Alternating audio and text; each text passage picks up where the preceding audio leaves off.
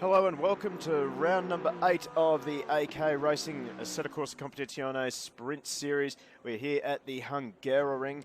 Good little track, obviously in Hungary, otherwise it wouldn't be called Hungaroring.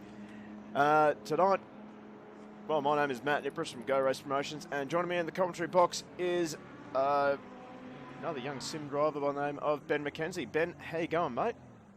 I'm doing good, thanks. It's going to be an interesting track tonight. There's a couple of chicanes here and there that might catch some people out, so see, it's going to be very interesting, I think.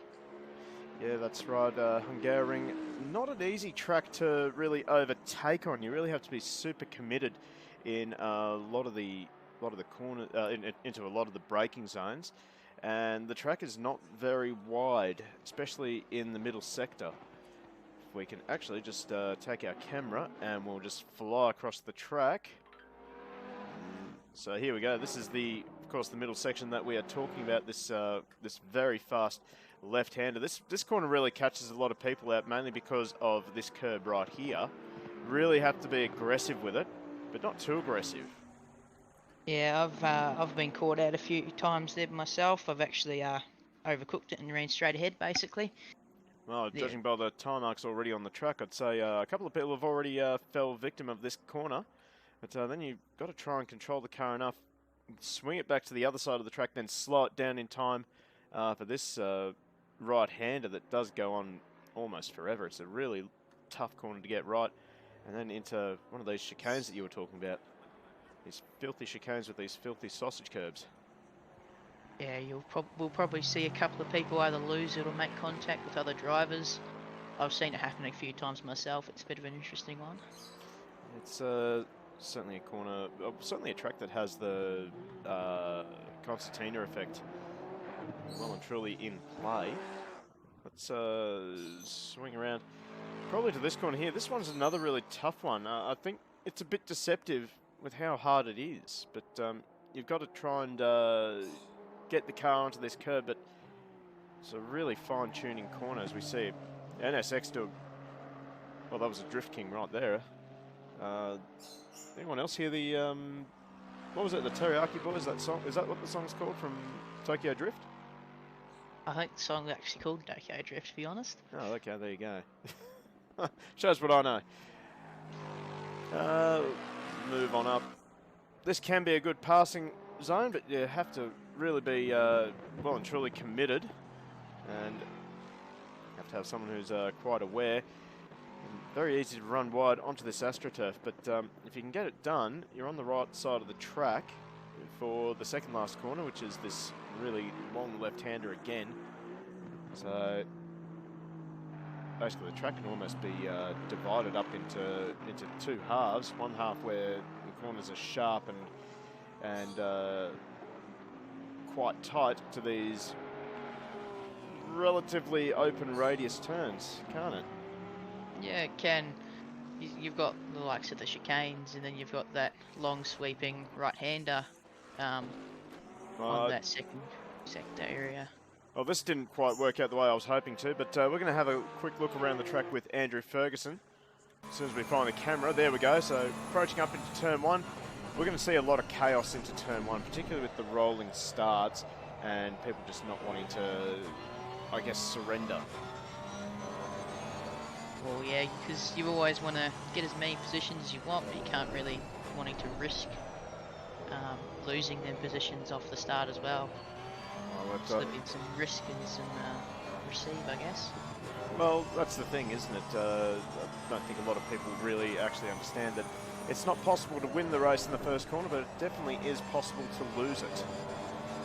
Yeah, that is very correct, and I've found that out the hard way many times. Yeah. Well, as I understand, you're not exactly a veteran of sim racing. You're rather new to sim racing. How long have you actually been sim racing? Oh, I'd like to say about 5 months, 6 months maybe. It's not too bad, and you're already taking it up to some of the better drivers in the AK racing grid too, aren't you?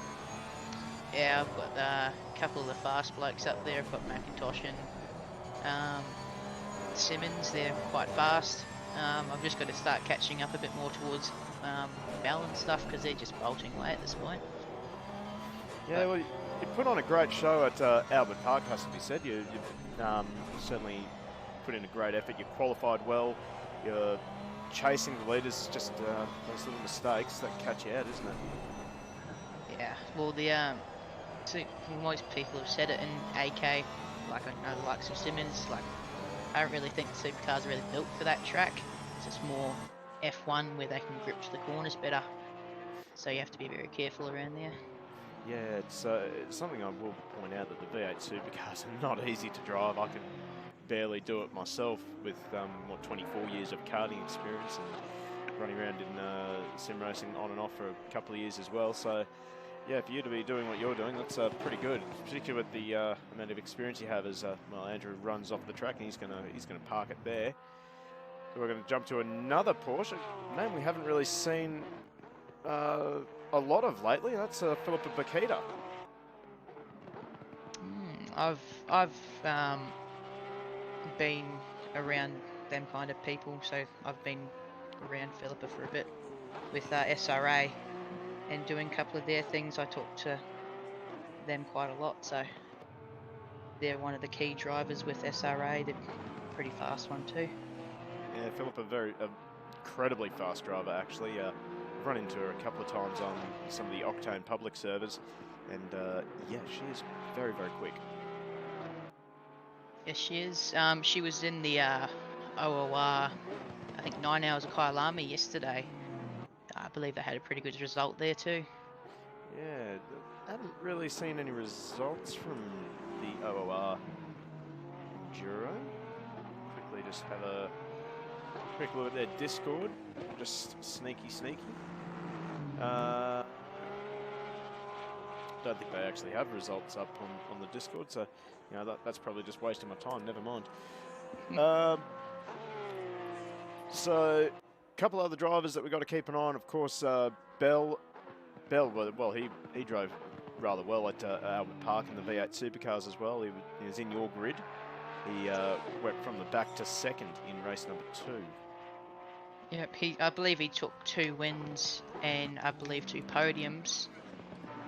Let's see if we can't find him. And then I also, and then there was Likes of Simmons who took the other 2, just snatched him from Bell with the early lead. Well, we've finally found Connor, and well, he's currently 3rd in the session, 3/10 off of Matt Cotter. We were just talking about then, yeah, he doing rather well in both AC and ACC by the looks of things.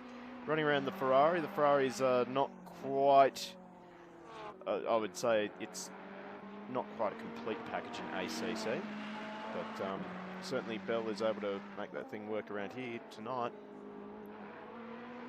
I've driven the Ferrari a couple of times. I think I was in it in your grid, maybe your brother's grid at one point.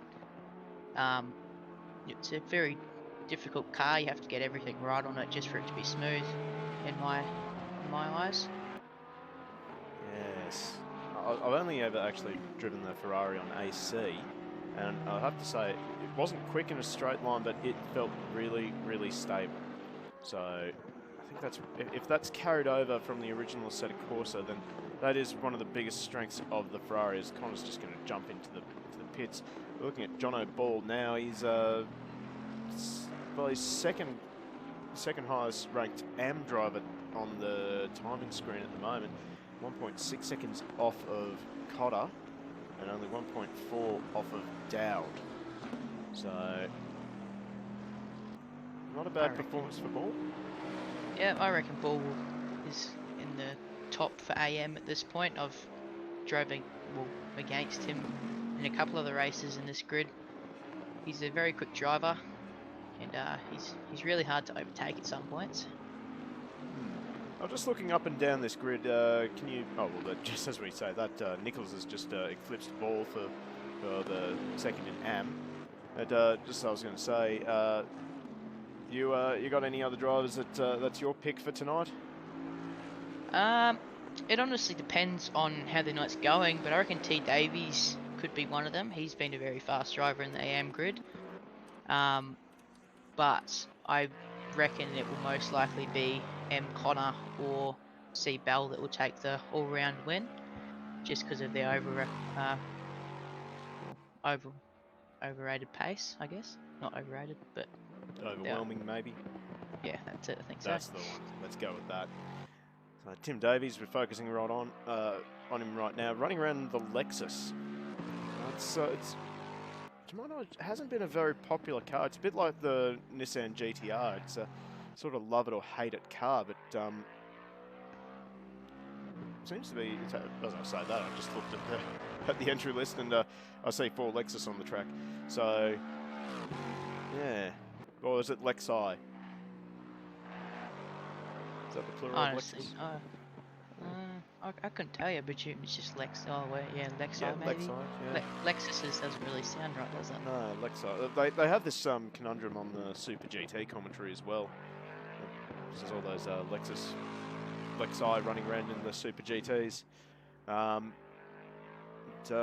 yeah, Tim, driver that does. His name does ring a bell with me. I believe he did really well at Zolder. Actually, let's try and find him. I'm not sure if he's actually... Yep, he is in the server, actually. There he is. No, that's not him. It's the wrong Thomas. I was looking for Aaron Thomas. At the moment, I can't see Aaron Thomas in the server at the moment, so... Now, you missed our stream last time. Aaron Thomas really impressed me by... well, making a McLaren extremely wide for half an hour to take home the AM class win. So now focusing on Lucas Dowd, who's just topped the timesheets. And not bad from an AM driver too. Yeah, that's very interesting from an AM driver to be knocking over some of the pro drivers. But I presume there'll be a bit more time in the pro drivers, considering it's only early into practice too. That's a very good point. So maybe we're seeing a few sandbags left on some of the pro drivers' cars. I'll tell you who to keep an eye on as well. It's Rico Coes. Currently hasn't set a time, but the 599 Audi R8, he is always one to watch, no matter what track it is. I was just about to say that. I've just seen Rico Coes come in the server recently, and yeah, he's a very quick driver. He's one of the other SRA fellas who've taught me most of the ACC shit. So, sorry, ACC stuff. You get one of them, Ben. You're allowed one. Okay, that's my one. That's okay. All good, mate. Having fun up here. That's good. Yeah, Rico Coes, definitely a driver that you do not bet against. If we can find him, he will be in pit lane somewhere. Oh, there we go. Hoppy Porsche. That looks familiar. Oh, still cannot find... Oh, he's on track. That's why we can't find him in the pit lane. There he is. So Rico Coes in the Audi R8. So I believe AK have actually moved away from the completely custom liveries, and they've just gone with the vanilla custom liveries. Bit of a shame. I thought there were some really nice liveries made up by the community, but I guess it was proving to be a bit of a pain. It might have done. I'm not too sure on the liveries myself. I don't think I installed the pack for them, but there was a lot of really nice looking ones. I know that there was the Munro Monster one. That one looked pretty good, but that's the only really ones that I've seen.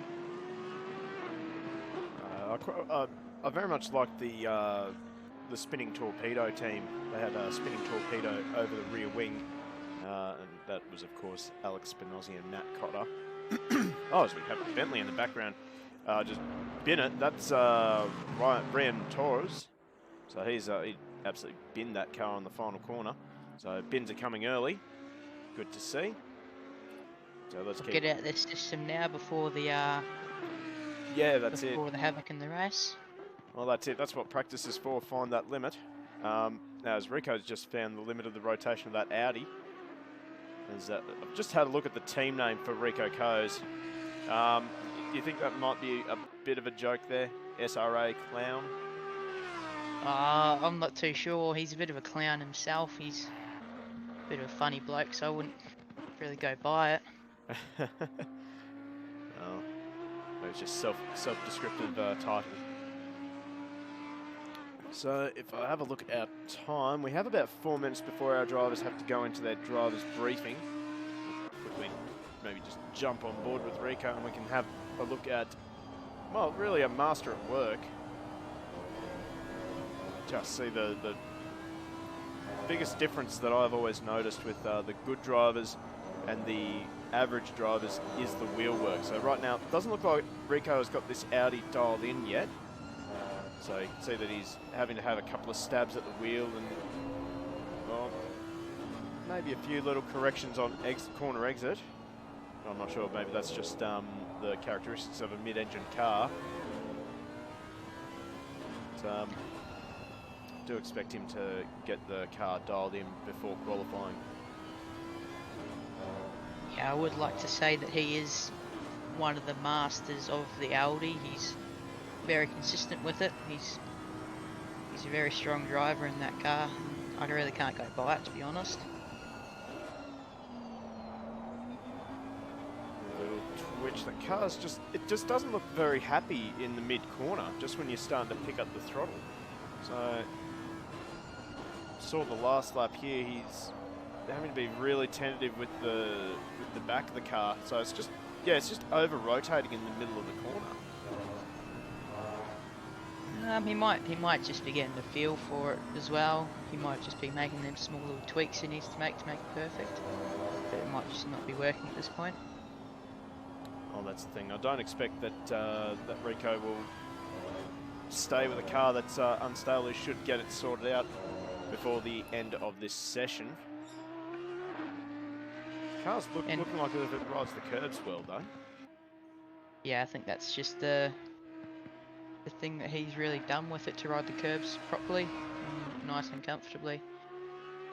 I've actually just looked at it now that Rico Coase and his teammate Rico Coase and his team, I believe, actually won the 9-hour car lining, if I'm very well correct, which I'm not 100% on, but it was at least one of the SRA cars that won it. Oh, that'd be quite an achievement for those guys.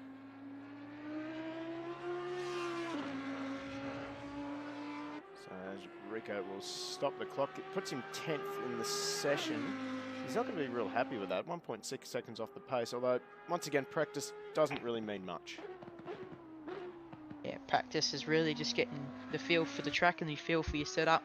I presume as he starts getting those tyres a bit more warmed up, he'll start flying a bit faster. That's the thing, he's only done about 3 laps tonight, hasn't he? So those tyres probably aren't up to temperature or pressure.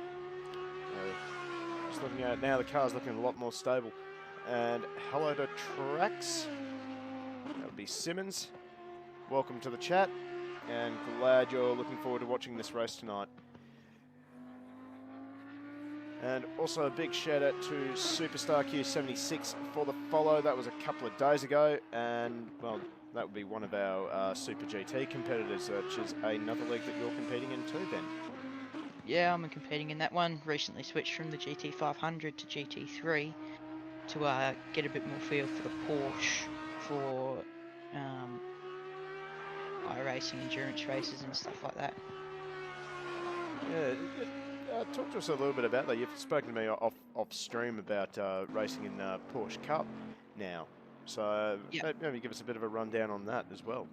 Yeah, so Jackson Starrett and a couple of them guys, Alex Spinozzi as well, they're racing in a Porsche ACC Porsche Cup series on with one of the Starrett Sim Sports partners, Feening Racing, Feening Esports. They've started a Porsche Cup group, and I've actually swapped from this ACC cup to that one. Okay. Yeah, well, you got some support already. So Simmons in the chat saying you can do it, Benny. I believe. They got a bit of a fan club already, actually. Like for someone who's only just picked up sim racing, I have to say, when we're doing a stream and I've got this chat overlay up, it just fills up with "Come on, Benny," very very quickly. So yeah, keep at it, mate. You obviously got a lot of support out there. Yeah, I don't really know what's up with most of the people in AK. I guess it's just because I'm always in the chat and always talking to people. They just really know they should really just know it's me and they support me, I guess. There we go. That's the spirit. Nice and confident. Oh, top 5 in V8s for your next race, Benny. It's going to happen. It's going to happen. I don't know what you mean, Turks. Clearly race win. Clear race win. Yeah, that's it. Why shoot for top 5? Go for the top one. Go for the top step. Everyone loves to cheer for the underdog. Well, I'd say our drivers are in the drivers briefing right now. As there's no action on track. We've only got one car on track who's currently just pulled over, which looks like it's Torres. So, just looking at the results from practice, we have Dowd, Cotter, Houlihan, Bell, and Bakita.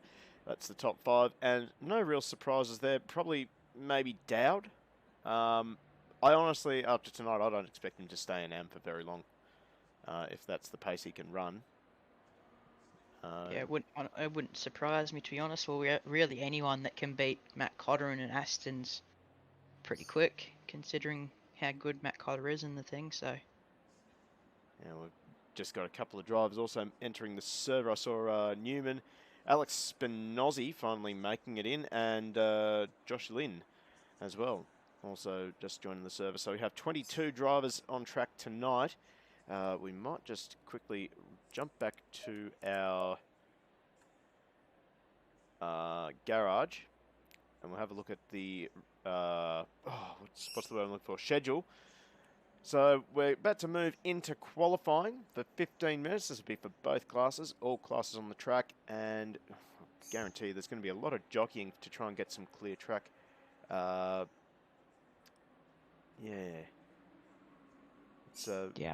honestly, if you're looking for some clear track, I would wait for everyone to go out. Probably wait about 30 to 40 seconds, and then you roll out yourself for all the clean air. Not a bad call.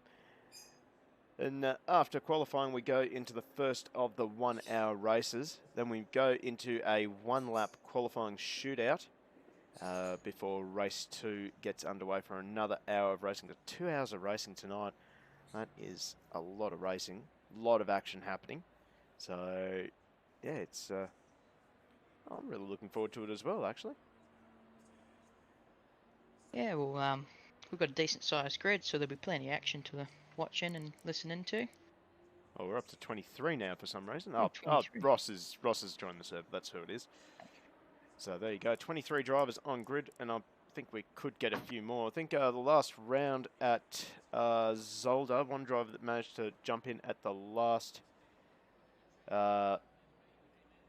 He jumped in after qualifying. That was no, he runs the Nissan. I cannot think of his name. Oh, no. This is terrible for me. I'm a Nissan fan. Absolute Nissan fanboy. And I cannot remember the one driver who runs a Nissan in this championship. Oh, now, okay. Is it Hemi Bateman? No, it isn't. It's, no, I think it's an Italian-sounding name. Italian-sounding name. Oh, we've actually got Simmons as well volunteering to jump into the box with us. Should we invite him in? Oh, it's up to you, to be honest. Oh, why not? Why not? Let's bring Simmons into this. Assuming I can actually. Not sure if I. Oh no, I have to send you a friend request on Discord first. Yeah, that's what I was just thinking. You have to do the group thing, don't you? Yeah. Let's see. Let's see if we can find him quickly. Where is he? I had him for a second. Now I've lost him. He's in the AK skin school. If you want to look at that one. In the voice chat there. I'm not friends with him. That's why. Oh, Not yeah. friends with him. There we go, that'll do it. Scooney 28, hey fellas. Well, hey Scooney, how you doing? Hey, Scooney, I believe if I've got this right, that's Ciclonia, isn't it? I'm not really sure. But anyway, we're jumping into qualifying. See if Simmons can respond to that friend request quickly. And we can add him to our little Discord chat. It'll be interesting having. I've never had 3 people in the commentary box, so yeah, that'll be quite interesting. There's a first time. There he is.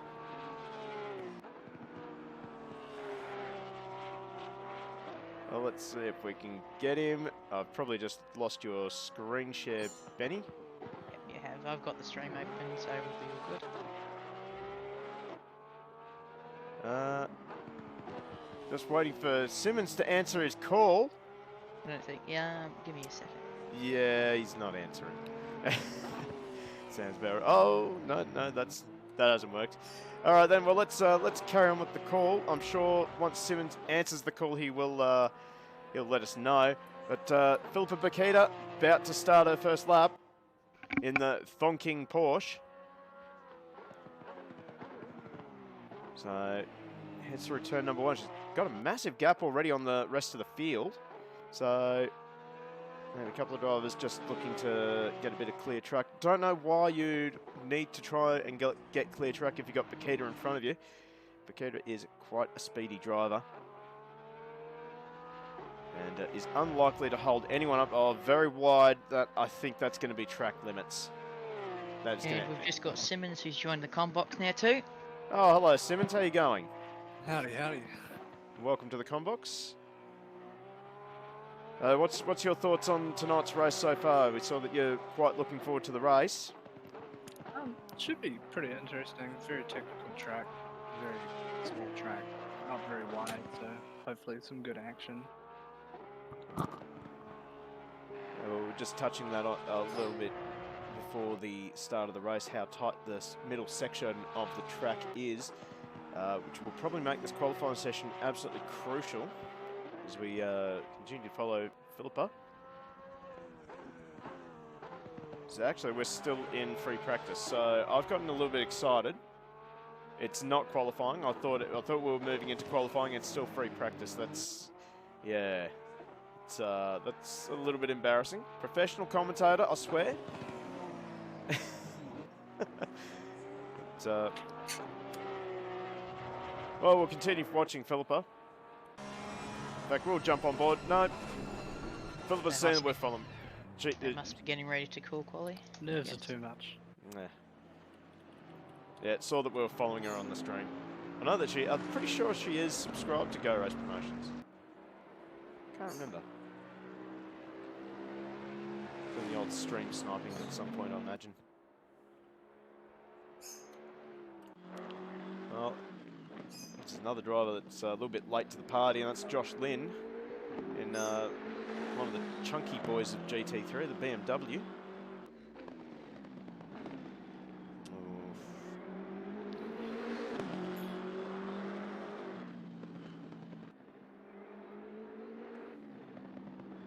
I have to say, these BMWs, the one thing I love about them is when you're at the Bathurst 12-hour, you're at the top of the mountain at Skyline, these things fly past you, just as they get off the throttle and the wastegate goes off. That's an absolutely magical sound.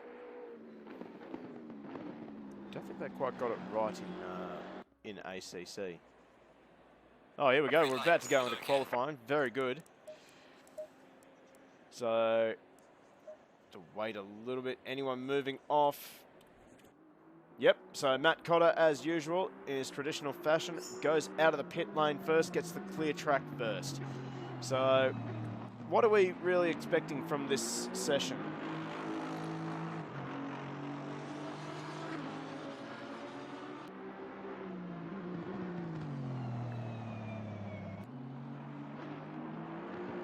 I think I've lost my commentators.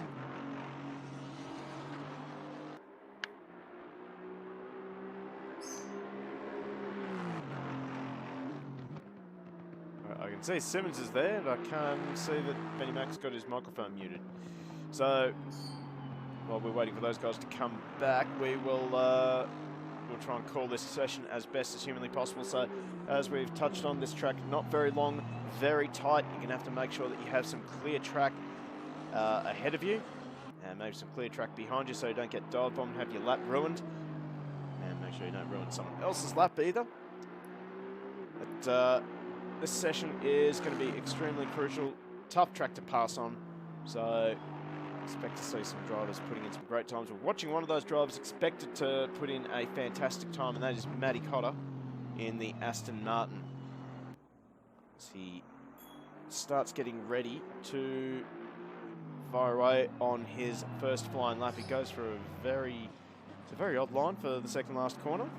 Headlights are on now for the Aston. We'll actually take a quick ride with Matty Cotter for this lap.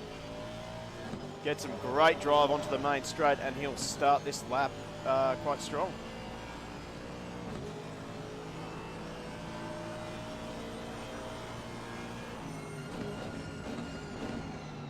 Goes back to first gear.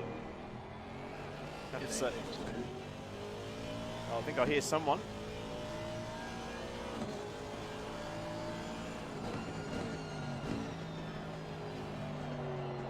Simmons or Ben, can you hear me? Yep. Yeah. Yep, okay, cool. Feel free to jump in whenever you like, Simmons. It's okay. I was about to say that the Aston does not like the slower corners. It takes a while to get those turbos spooled up. So that's probably the one weakness of the Aston. It'd be hard to keep the momentum rolling through here as well. Well, I have to say that the Aston is usually quite stable. I did the latter half of the season of the last Contender Series with Octane in the Aston. It is a very stable car, but oh god, it's a bit like a two-stroke engine. Once you drop out of that rev range, you got nothing. You've got to really wait for it to wind back up. Yeah, it's a bit of a pain, but well, the car's not too bad. It does ride the bumps and curves rather well for a low-slung car.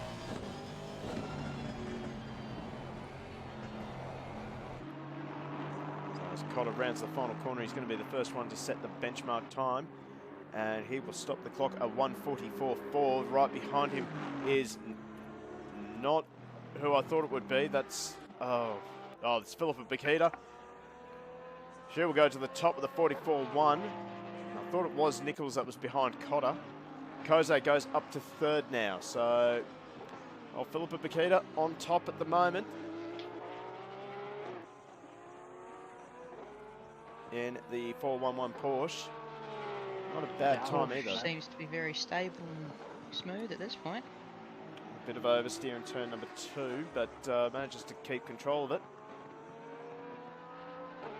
Interestingly, doesn't crash over that turn 3 curb like a lot of other drivers do, so maybe that's something for everyone to think about. Well, then crashes over that curb straight away, so... So now Dowd also up into second position. He displaces Matt Cotter off the front row of the grid. Not bad for an AM driver. We were talking about his giant killing performance in practice too. So maybe it's reasonable to expect that Dowd will not be staying in AM for too much longer. I'm not sure, to be honest. I only think we have 1 or 2 rounds left of this season, so I think they're making their adjustments for Pro, I think at the end of the season. I think he'll just be staying in AM at this point. Let's see if we can't find Lucas. There he is. Running the Aston. Going pretty well.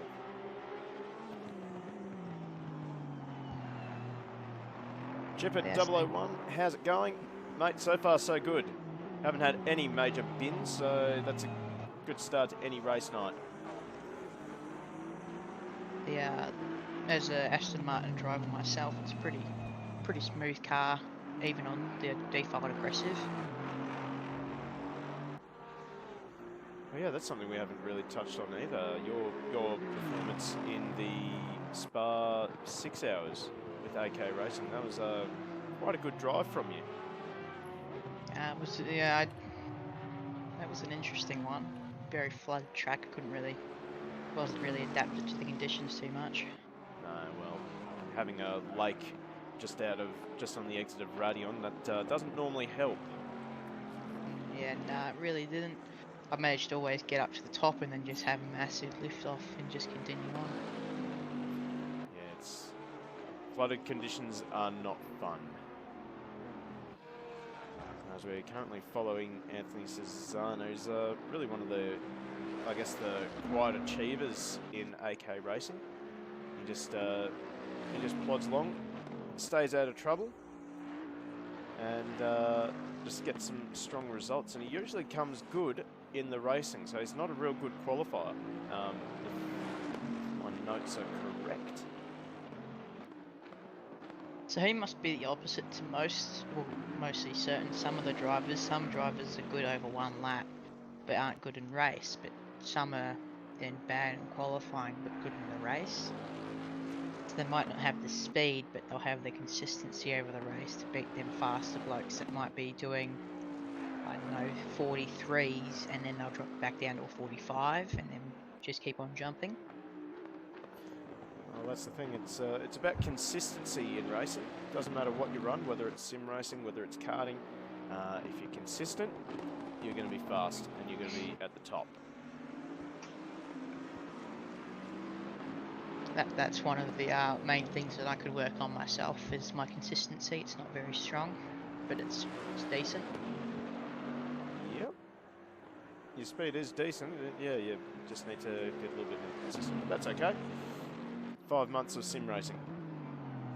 Gotta learn that stuff. We've got Cesano off as well now. He just must be going and he's going to get a new fresh set of tyres, I'm guessing. Oh, no, he's in the fence. Yep, he tries to, rather than use the brake pads on the Bentley, he decides to use the tyre barriers. And then he sets off again. So that looks like hardware failure. Temporary hardware failure.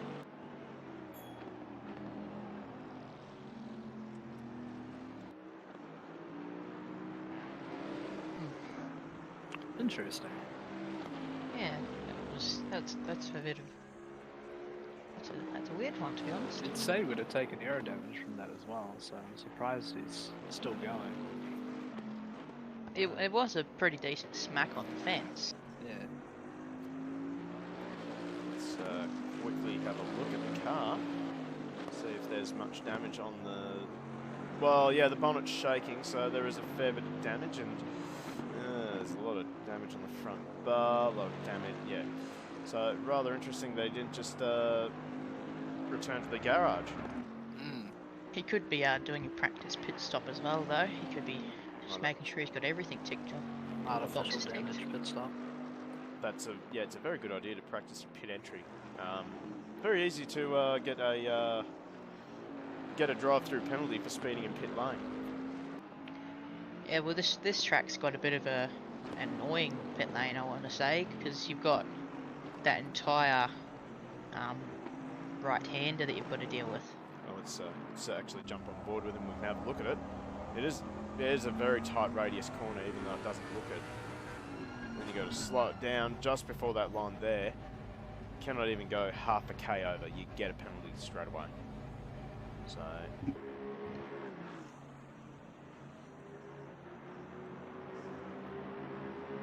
We've still got Bell and Lynn to set a lap time yet. They're on track at the moment. Let's see if we can't find them. So here's Josh Lynn. Looks like he's still struggling with setup on the Beamer. I think the Beamer's a bit of a hard one to get right. I don't really see too many people driving it, but...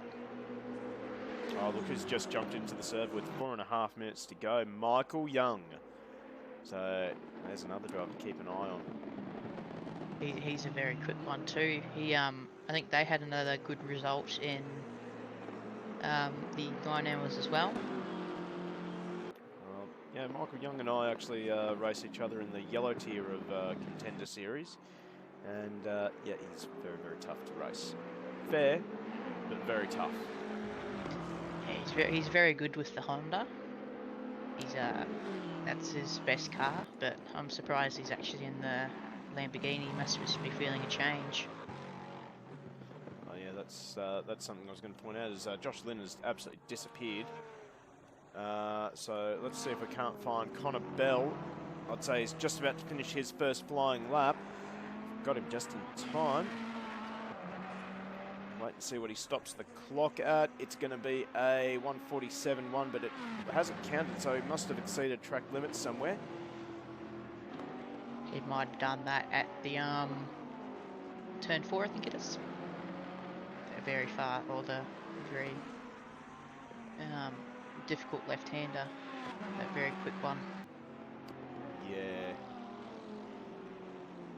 It's very, yeah, you have to say that the track limits are very sensitive. Put even half a tyre too much over, and that's time disallowed. Yeah, this track can be a very painful one, but also a very not too bad one if you get it right. I certainly think it's a fun circuit. There's definitely some great complexes like this next one that we're coming up to now. I love this chicane. It's great fun. But those sausage curves are a pain in the ass. Yeah, I believe there's actually a certain line, if you can get it right, we can basically just drive straight over both of them curbs. So you just tilt your wheel just a little bit and you've just got a straight line straight through both corners. Which I found on one of the Unleashed drivers' track tours, or track guides. That's Brandon Dove and someone else, isn't it? Yeah, it's Brandon Dove. I think he's the main one that does that. Yeah, I actually race against him as well. Contender. And honestly, I swear this season of Contender, Yellow Tier just got completely stacked.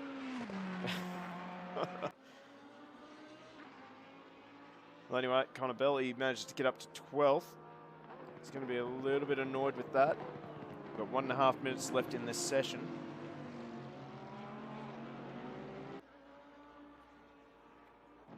Let's try and find someone on track. Simon Phillips. So Simon actually performed rather well in the Assetto Corsa GT3 Championship, where he was running a McLaren, if memory serves me right. Yeah, he's I believe he runs in most of the OOR endurance races with Vanderham and Newman. They've been a pretty good combo.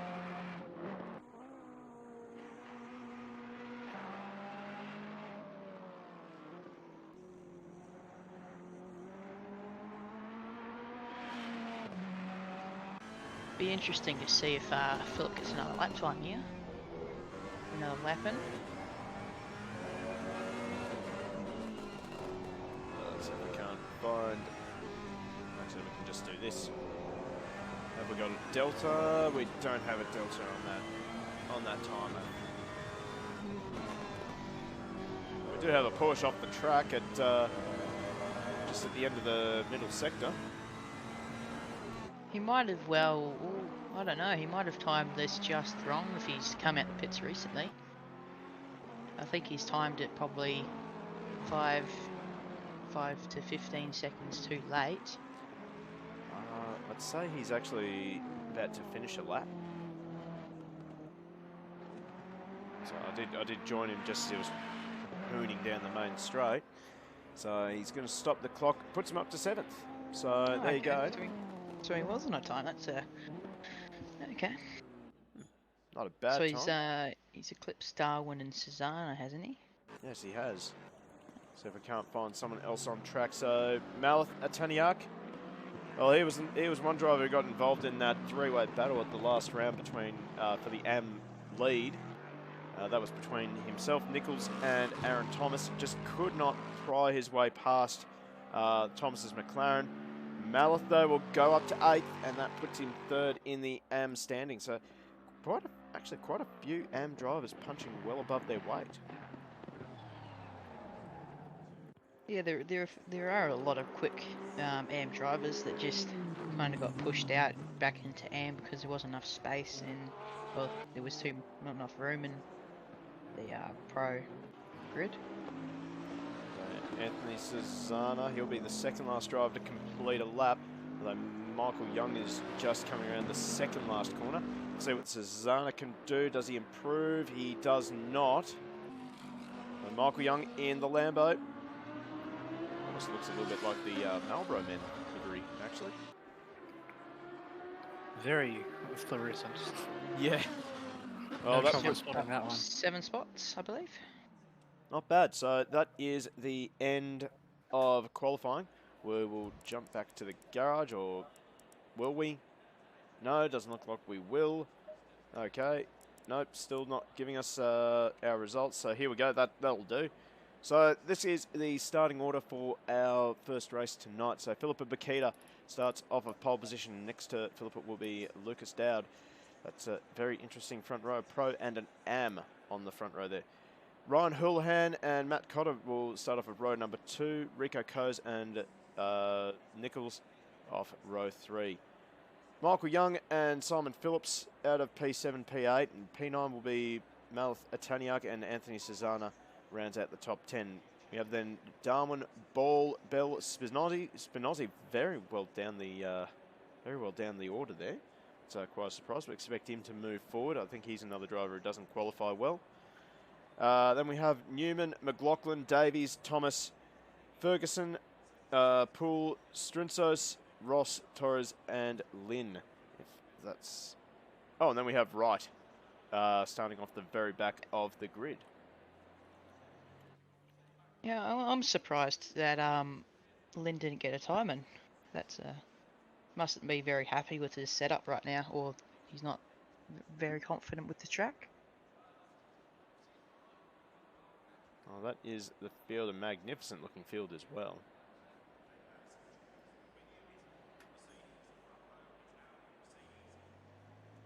We get set for a start. 20 seconds to go before our field goes off on their roll-up lap, or formation lap and warm-up lap.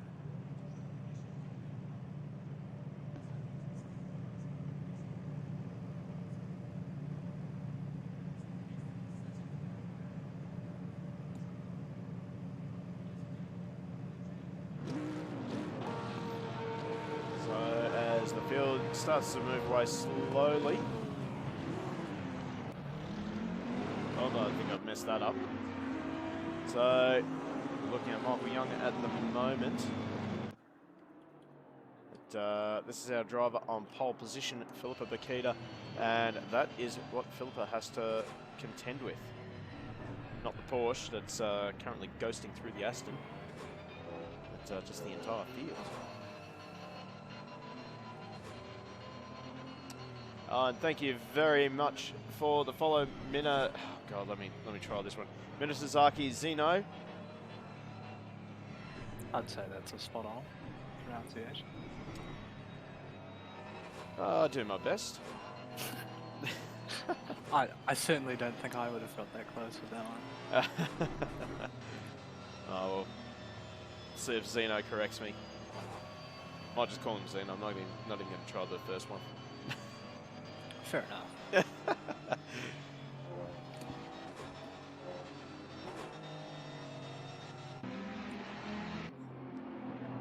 I reckon we'll be seeing Alex Spinozzi and Connor Bell pushing up very fast, displacing them AM drivers, catching up to the rest of their pack.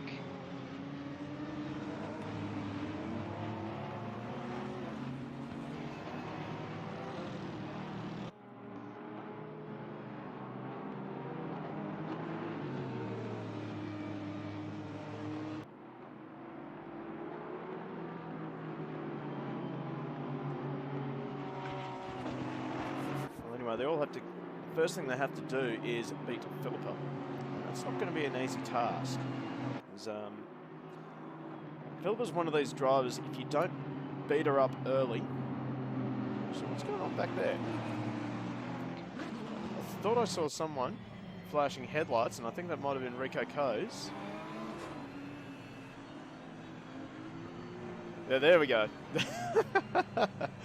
Okay, so we've got a bit of trolling going on already.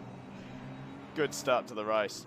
Well, anyway, we might actually just go into free cam, or not. Give us free cam, thank you. How many laps is the race? It's a 1 hour race. We're about to get started as the field makes their way onto the main straight. So we might actually try and... Oh God, I'm not good at piloting this camera. Okay, so we're getting set for a start. We are right away and racing. Good start from the front row. Great start from the Aston Martin of Matt Cotter. In fact, they're going to go 3 wide into turn number 1.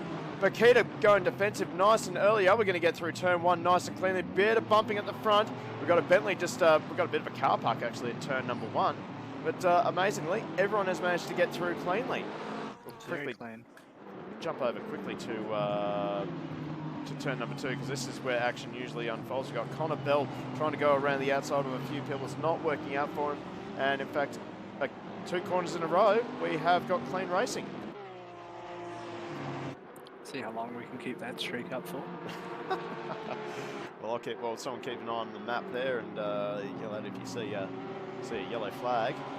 Anyway, Phillips and Bakita out in front and already starting to sneak away slowly from Ryan Houlihan, who's managed to actually jump into second. Good start from Nichols up into third. Well, we got 1 car going across the track there. That's Terry Darwin. No, Tarwin.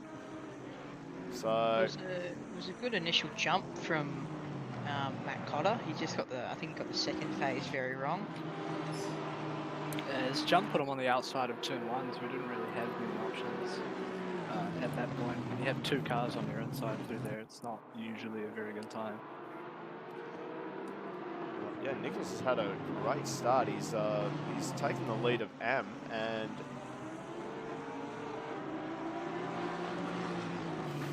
Matt Munro in the chat, he reckons Matt Cotter jumped the start. Drive-through penalty. Nothing's come up on the timer screen just yet, but well, Cotter's already on the back of Nichols.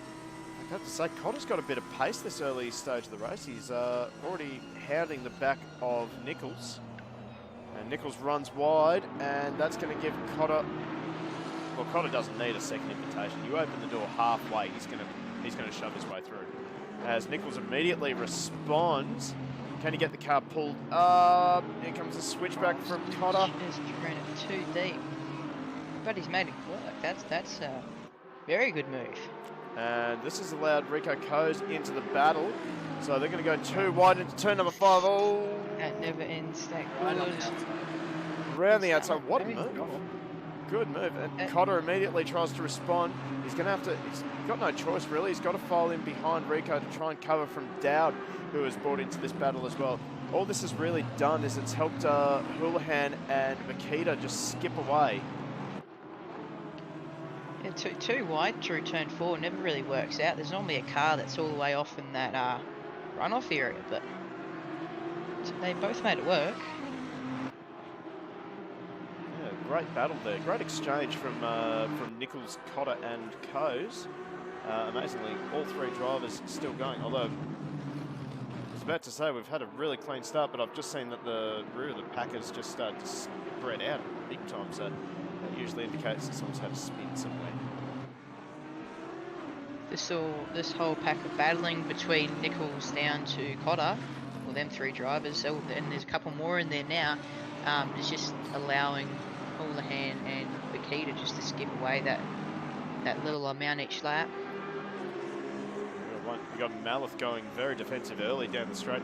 Have a look at that. Alex Spinozzi up to 11th. He started from 15th. It's been a good 2 it's good 2 laps from Alex.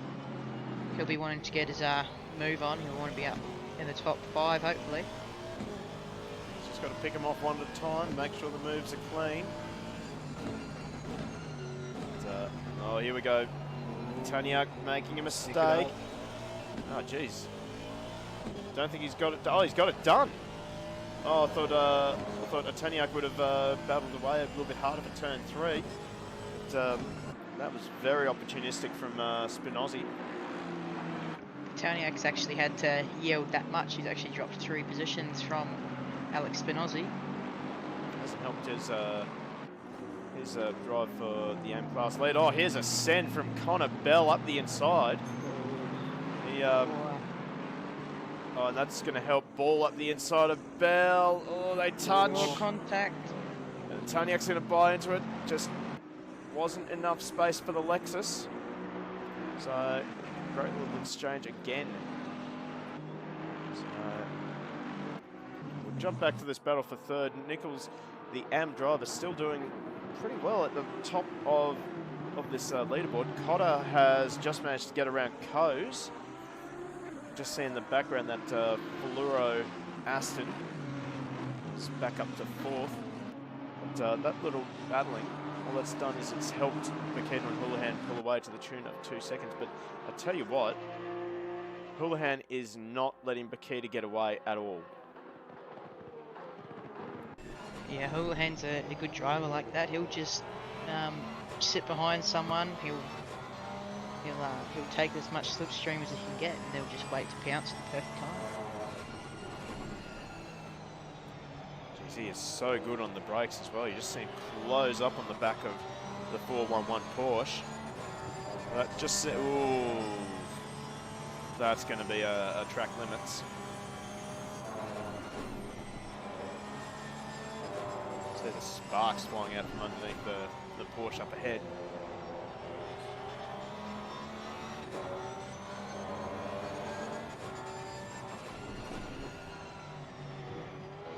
Houlihan definitely seems to have him under brakes 90% of the time.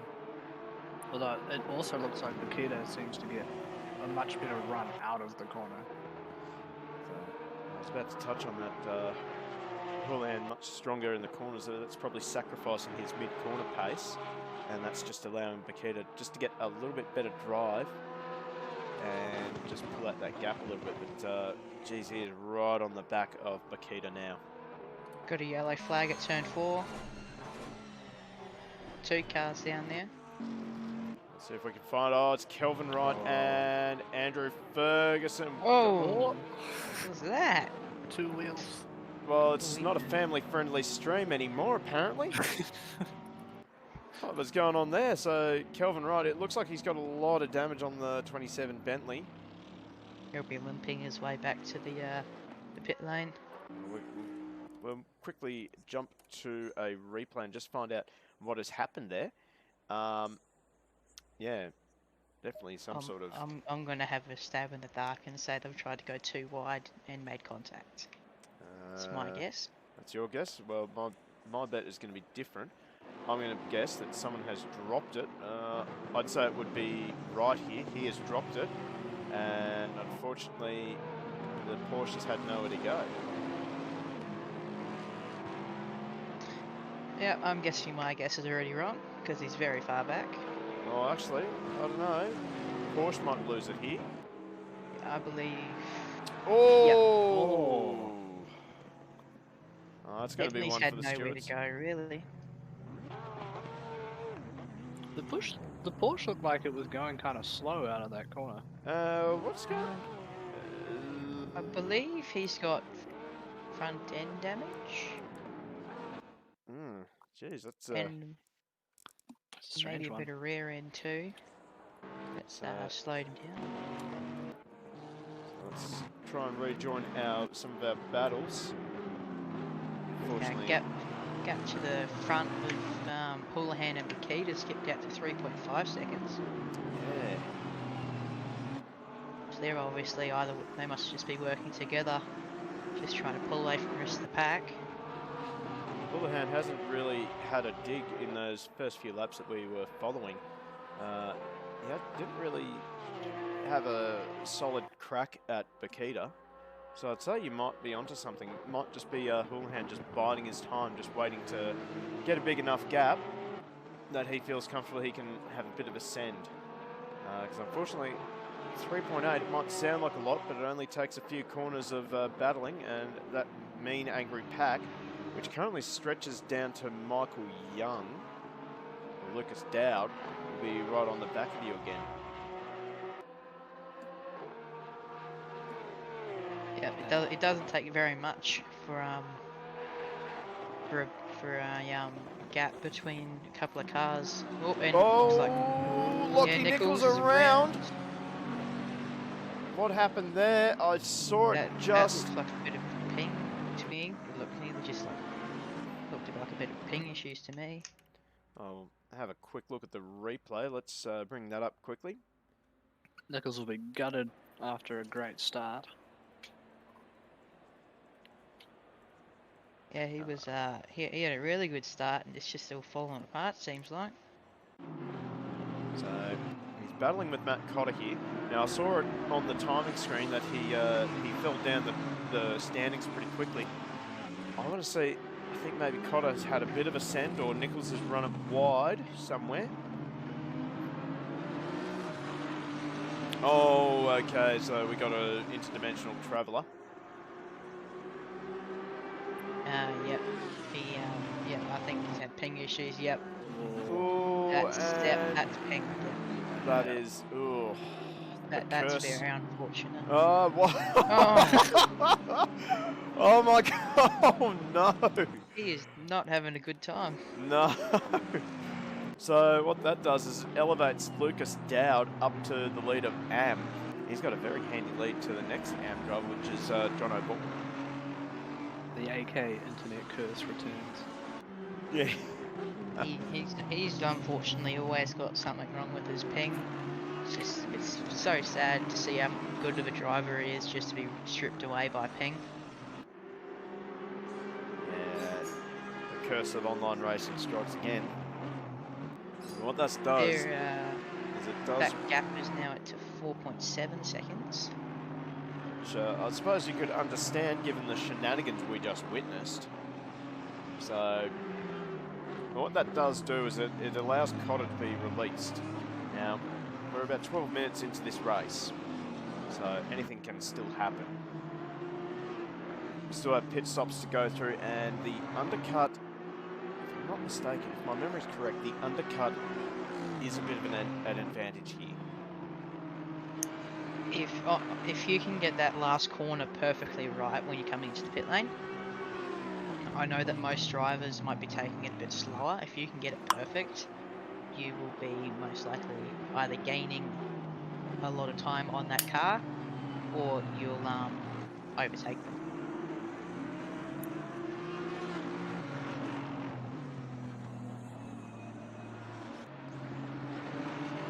Well, Dowd is doing a really good job of punching above his weight in the Aston. As an AM driver, he's matching Rico Coase really well. I reckon he'll just be sitting in his slipstream, just waiting for the small run wide or anything that he really needs to get by.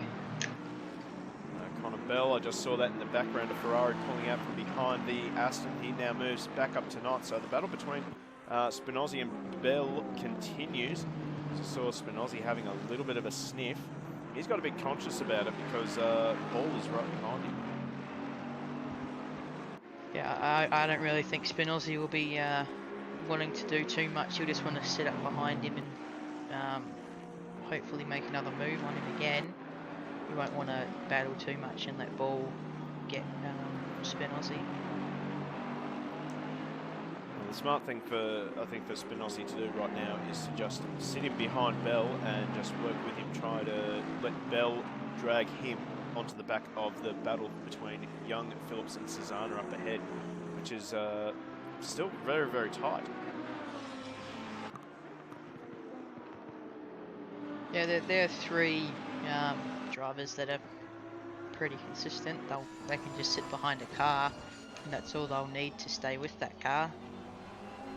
Especially with the three-ray train, it's just going to be Draft City, but also Dirty Air City, so they'll be getting a lot of hot air into that engine, which isn't going to help.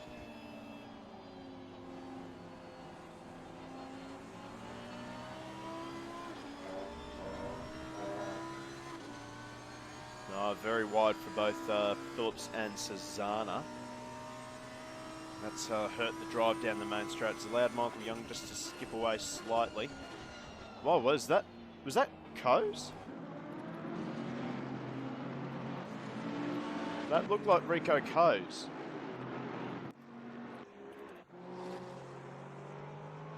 Did I just see Rico Coase going slowly down the straight? Looked like he was parked. He's gone. He's out of the server. He might have had a incident, or his computer might have had a fault. But that's an interesting one. Coase really just doesn't really give up like that. So you're right, maybe a hardware issue, like perhaps, yeah, his game has crashed. Maybe someone in chat, if you can let us know if you happen to know what's going on with Coase.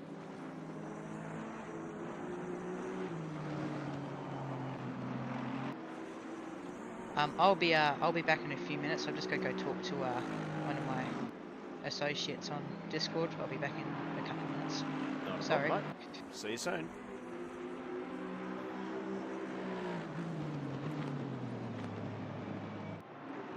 I like how you put that off to talk with my associates.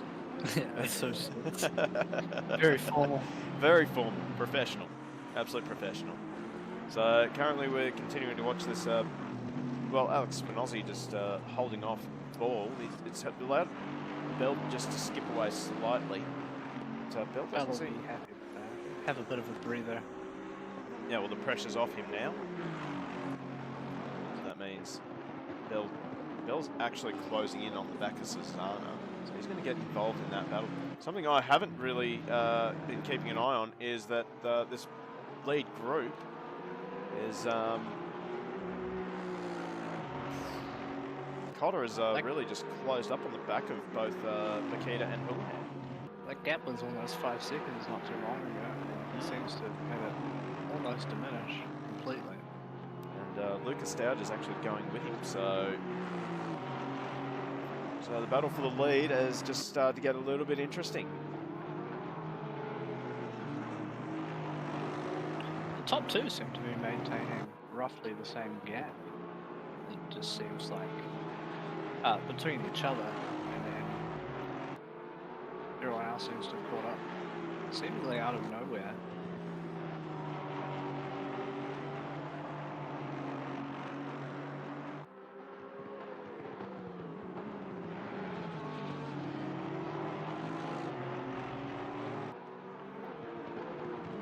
This is really good to see that we've got a nice strong battle for the lead in the first race of tonight.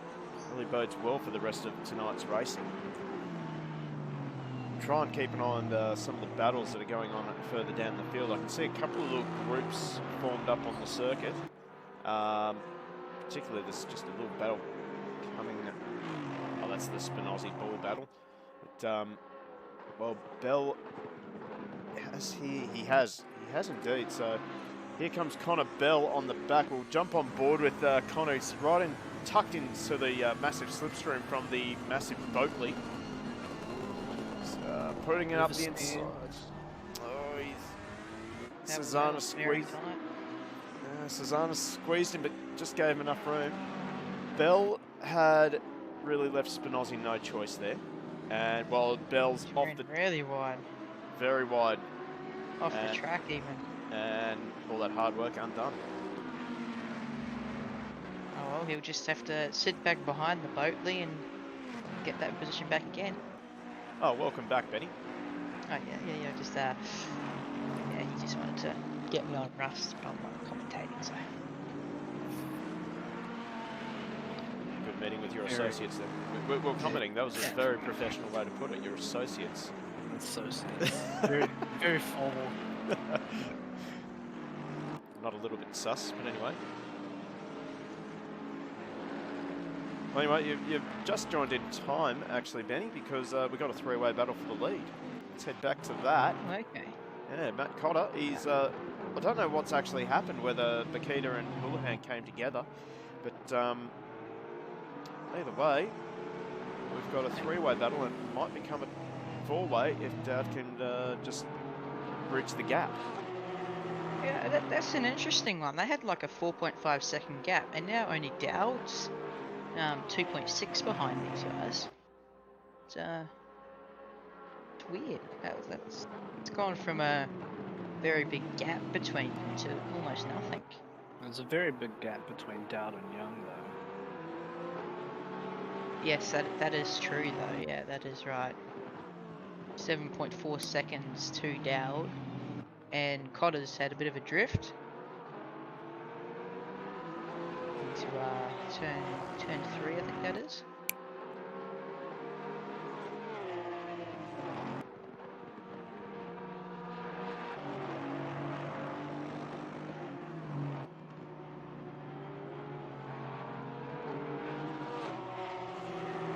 I'll see if I can get any information on what's happened to Koze.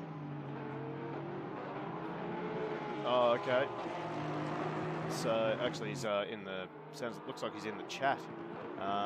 Sorry, Yeah, had to leave. Done no practice at all, and still tired with a headache from yesterday. So I'd say Rico was in the 9 hour from Kyalami, so that would have been an exhausting experience.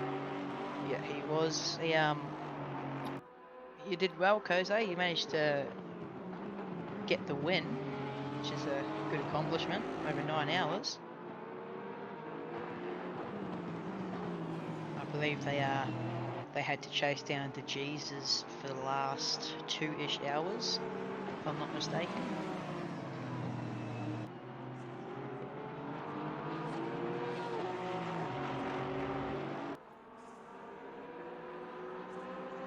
And now they've these three have got the gap back out to 3.4 seconds on Dowd.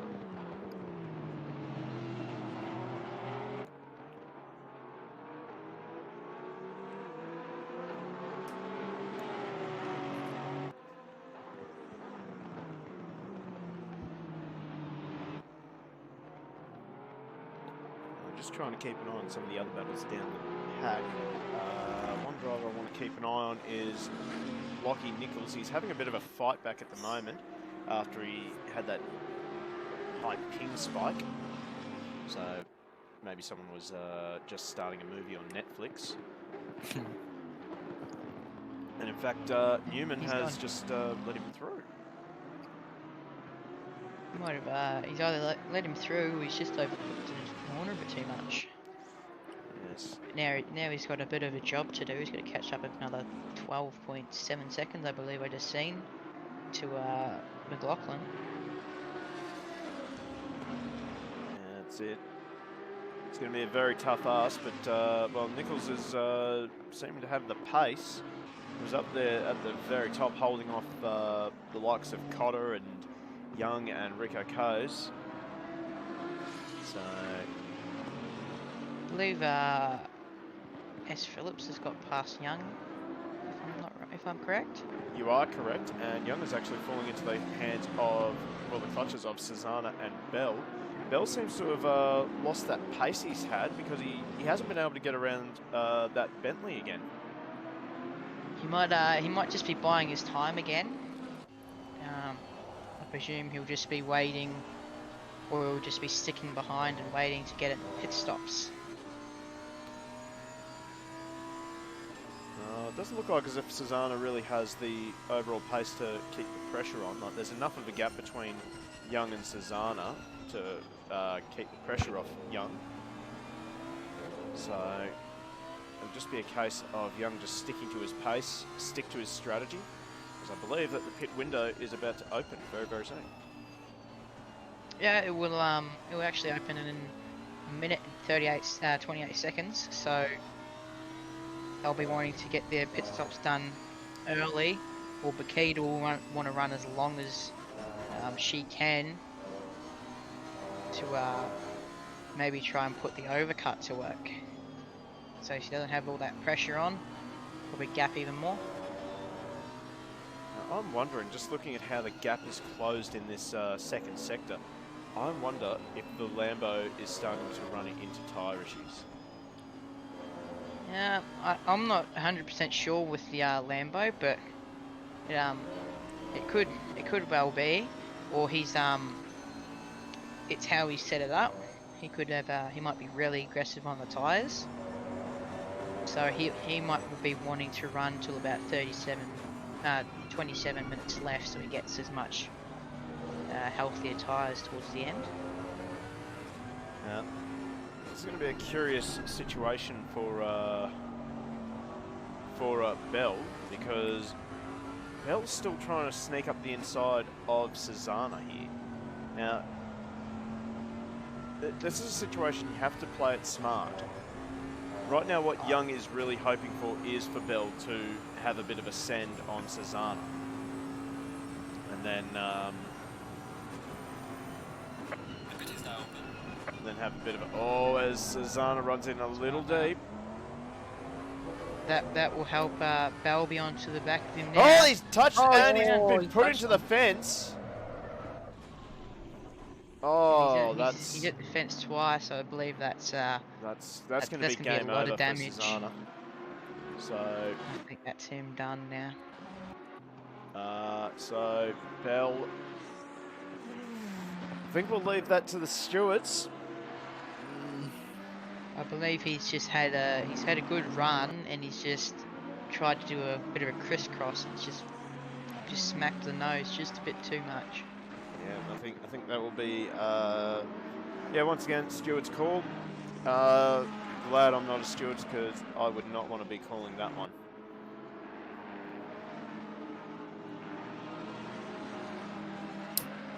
I suppose he considering how much he hit the fence, he's from the timing board I'm looking at now, he's only P11 he's dropped to, so, but he will be stationary in those pits for much longer than everyone else. I just realised Alex Spinozzi's got a drive through now. Yep, that's just most likely track limits. I would say that would be track limits. Oh no, would it be track limits? Yeah, yeah, he hasn't been in any incidents, so I wouldn't see it as anything else.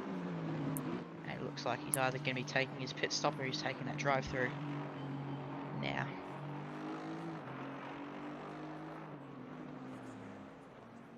So, in fact, Michael Young's also into the pit lane as well. This will be a scheduled stop. in it as well. So, these guys are going for the undercut on Matt Cotter. Cotter, I think this is a very interesting call for Matt Cotter. Well, we got cars all over the place now. This is the worst part about pit stops. Stuff's around with the camera selection thing. And now this is, that is really That's awkward. A hairy one. Is that Lockie Nick? Yeah, no. Well, okay, so he's in P17. Okay. Oh, he's in the middle of. That'll be Dowd lapping these guys because they've all done their pit stops. He's just ran a bit wide there. Yeah, he just grabbed that sausage curve. The sausage curves are really awkward in this game. You have to hit them. You have to be so precise with them, otherwise it pops both front wheels off the ground. Especially at those ones, they're like a weird a weird square shape. So you either have to go straight over, have your car go over the middle of them, or you have to just avoid them altogether. Or if you've got it set up correctly, you could also possibly give them a light touch, but not too much.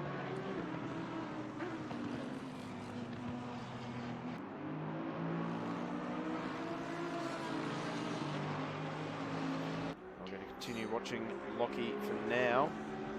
As he tries to. Well, we'll keep an eye on Lockie, because this will be a good indication of the undercut. He either hasn't really pulled away very much in that pit stop. It's roughly about the same time between them.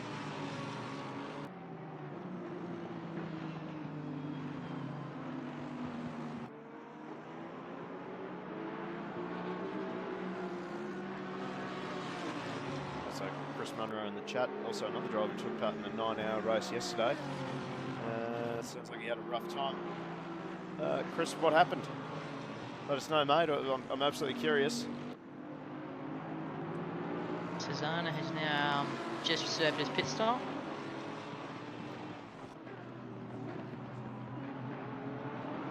That was an absolute textbook pass from Lockie Nichols. He went for the... That was let's get a replay of this, because this, for all of you sitting at home, this is a absolute textbook switchback maneuver. So we've got to find him now. No, that's not him. Oh, I believe it's the 156. 168. There we go. Yeah, just 168. So we'll go on board with him. Go with this angle. So you watch, he's set this up nice and early. He's made the Lexus go defensive. He's outbraked himself. Then absolutely textbook. And he did very well not to outbrake himself into the chicane. So that was very well done by Lockie Nichols. Halfway through the race now. Yep, and he's coming up to the back of Spinozzi, who's just come out of the pit stops for his scheduled stop. And Chris Munro, race over at turn 3. Some flog gave it the send. Mate, that's really unfortunate.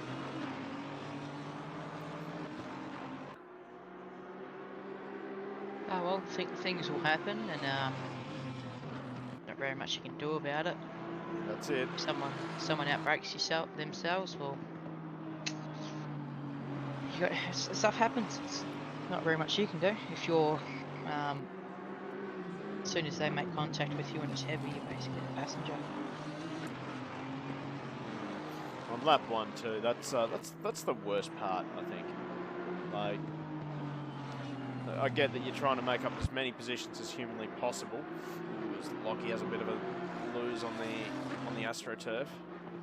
Yeah, it's very disturbing in an endurance race when you get taken out, because you've just you've prepped this race for the past month, and for it to be all taken away on race day, it's just so heartbreaking, you know. Yeah, and especially when you know that you got 9 hours of racing left in front of you. Well, it goes back to the old saying, you can't win the race on the first corner, but you definitely can lose it. So, yeah, I know exactly how that feels, Chris. It's happened to my endurance team in real life a couple of times. I just get taken out by people that just haven't got the racecraft about them. And unfortunately, that is racing. It's always going to happen, no matter whether it's real life or sim racing.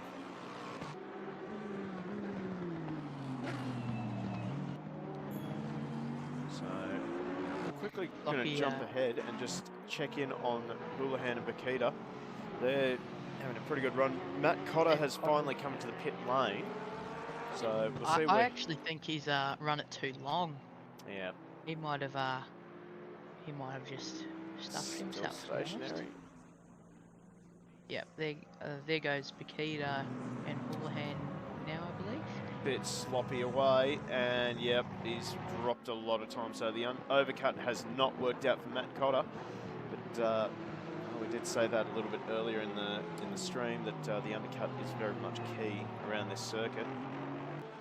He's lost a lot of time actually. That would be a good what, 2, 3, 4 seconds roughly. Yep. Although Andrew Thomas has sort of given Cotter a bit of a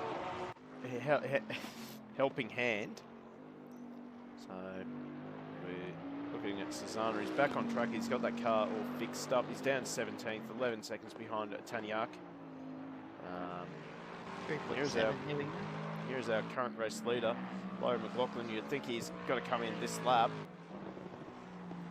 I'm not sure where he was before the pit stop started happening. He would actually have to now if he wants to, unless he wants to cop a drive-through or a disqualification. Well, there was that. Who was it? It was one of the first rounds at Nürburgring. He left it too late to come into the pit lane. Yeah, copped a massive penalty. Yeah, it can be a bit of a pain when you're on your in lap. You're coming in on your race lap and then you spin and you've only got like a minute left. Yep. And you're still like a minute and 5 seconds away from the pit lane. I think these drivers that have gone long, they will have probably learnt the lesson for race number 2. So expect these guys to probably next race pit a lot earlier.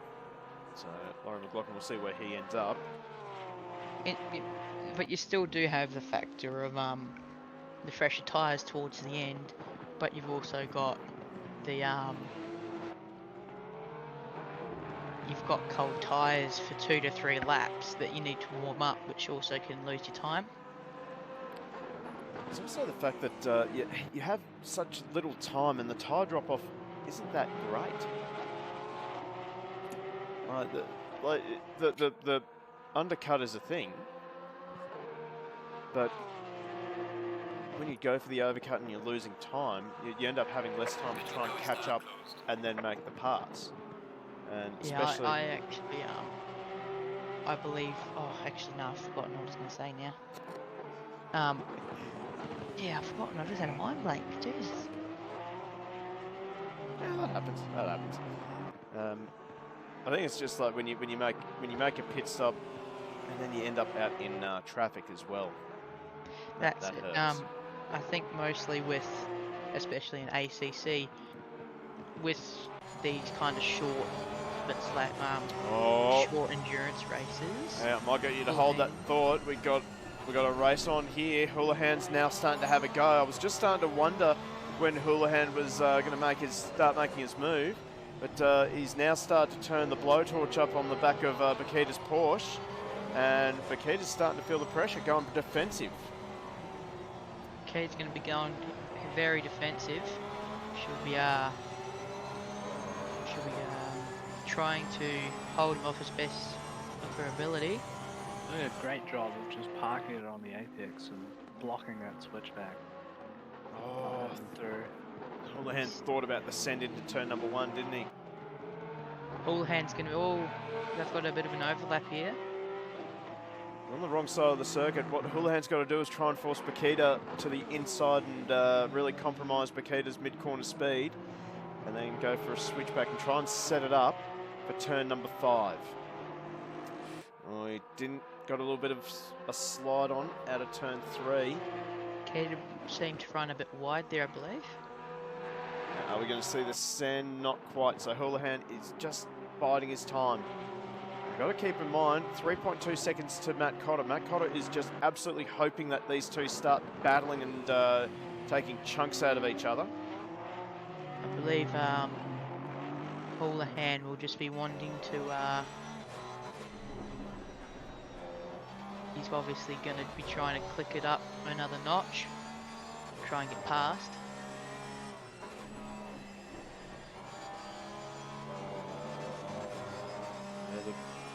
Bit of a gap forming here. So Bakita's got a little less pressure now as we're about to tick off another lap. 22 minutes left in this race to go.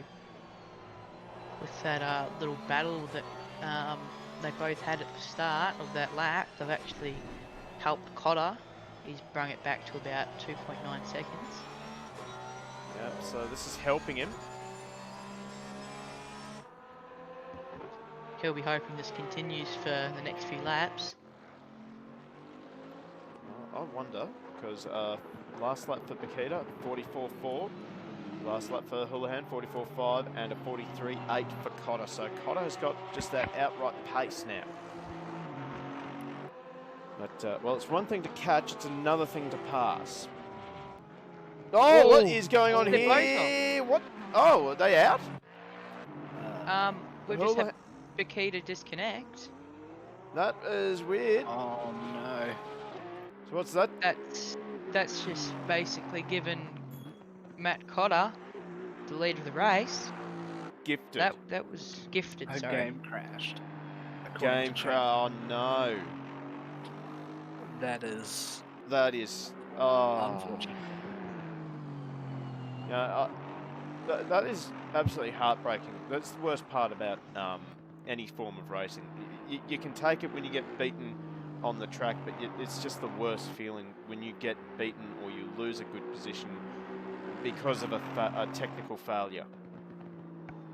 So, God, really unlucky for Philippa. Really unlucky for Houlihan. Houlihan obviously had no time to react. And that's just absolutely gifted Matt Cotter the lead. and a 5-second gap. I'll tell you And who's... yeah, Connor Bell's just be I guess happy with himself. He's gone from what was at P14 to now being on the podium.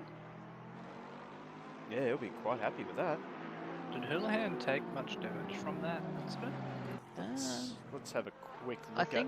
think It's it not might have looking been good. a bit of contact. Oh, Might be the hang on. next thing to factor in. If he loses Yeah. pace, Bell might be able to snag second toward the end of this race. I think that's very bit unlikely. He's 15 seconds behind, but there is a few scratches and bumps here and there. Doesn't look like anything's flapping around, surprisingly. I believe it was only very light contact, if not. Yeah, it doesn't seem like maybe 5 to 10 seconds worth of damage, because there's no flapping hood or anything. So it's not, yeah, there's nothing flapping around. I'd say he's probably got maybe a second worth of damage, honestly. So Houlihan's gotten away with that. Oh, Philippa's jumped into the chat. Welcome to the chat, Philippa. Unfortunately, not the place you want to be right now, obviously. Huge shame about your game crashing. It's just another thing about sim racing, I guess. Like, oh, and then we've got Connor Bell had a bit of an off. You can. It's just annoying when you've gone the whole race, or most the majority of the race, and just to be crashed. It's very unfortunate. It's, as I was saying a little bit earlier, you can, as a race driver, you can accept when you get beaten just on sheer pace and better racecraft.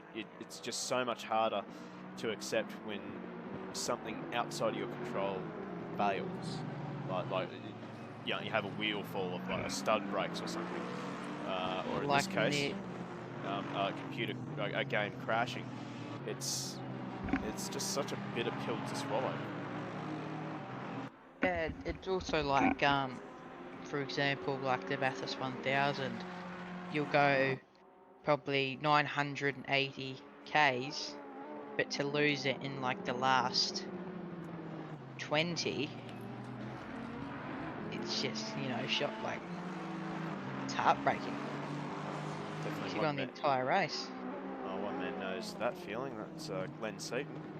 Broke a valve spring with only a handful of laps to go while in the lead. Yeah, also like Jamie Wingcup in 2014, he went the entire race basically leading it, and then ran out of fuel in the last lap. Yeah, so he's had a lot of those moments over the last few attempts. Yeah, he has indeed.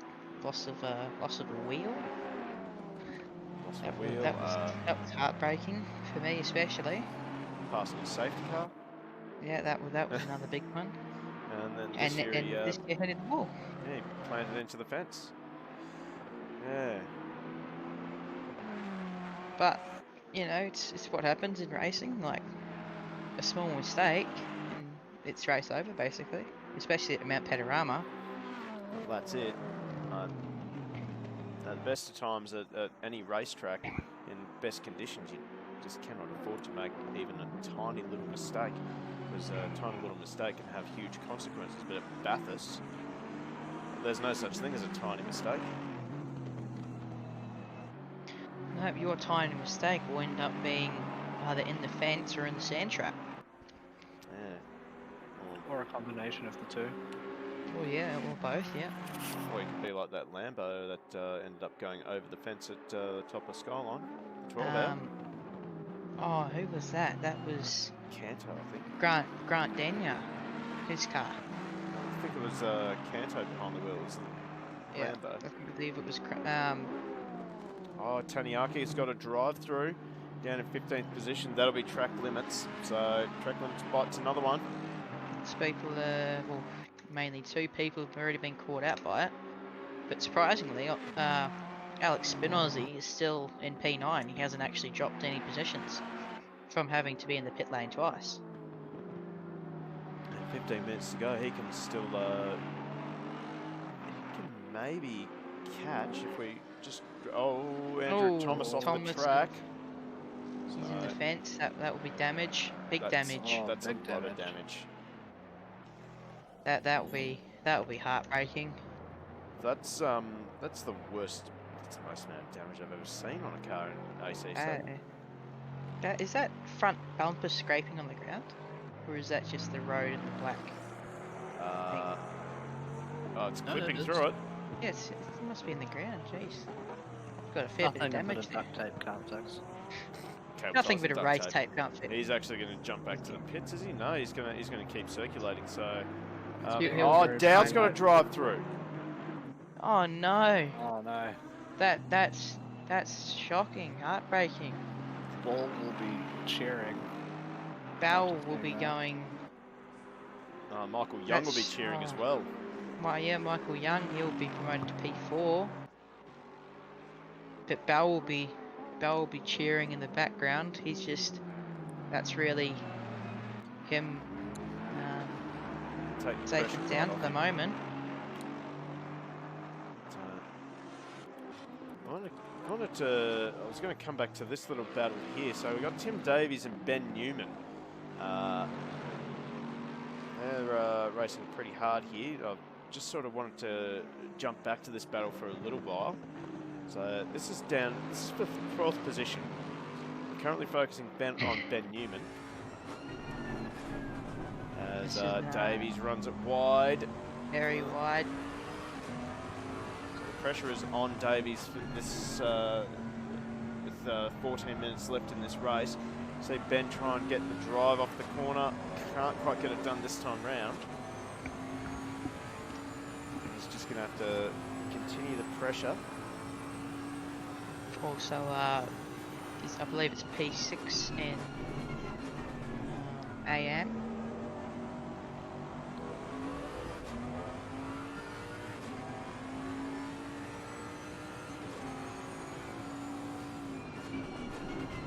So, for Newman, the important thing here is not to try and chase Davies.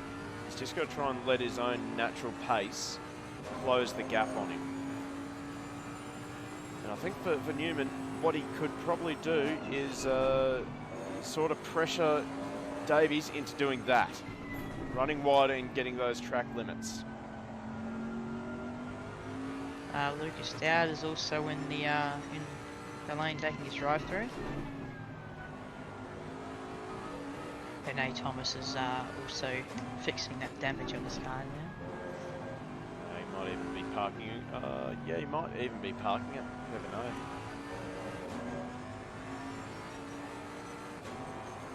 Someone else is in the pit lane as well. That was car 89.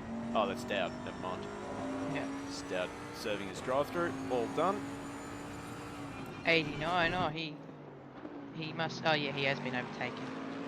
He would have been. Yep, there it is. Oh, Davies gets a bit of wheel spin out of the second last corner, so the Lexus is not really getting the drive on out of these slower corners. That might give Newman an opportunity down the main straight. He'll get the toe. Yeah. Well, he might have just broken. He might have broken it, Davies. Just got far enough away.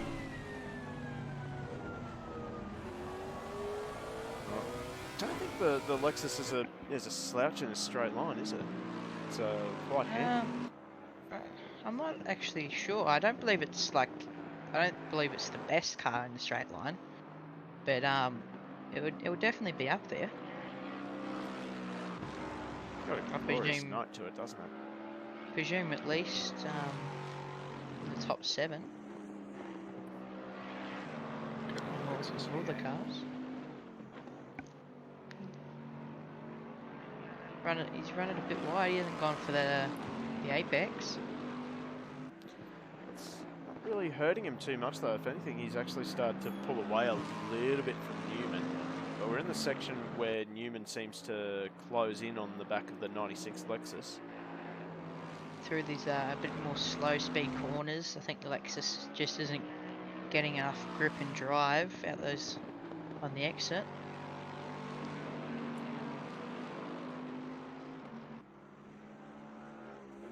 as we see, we've got another person who's just joined the server, Jay Vanderham. Well, better late than never.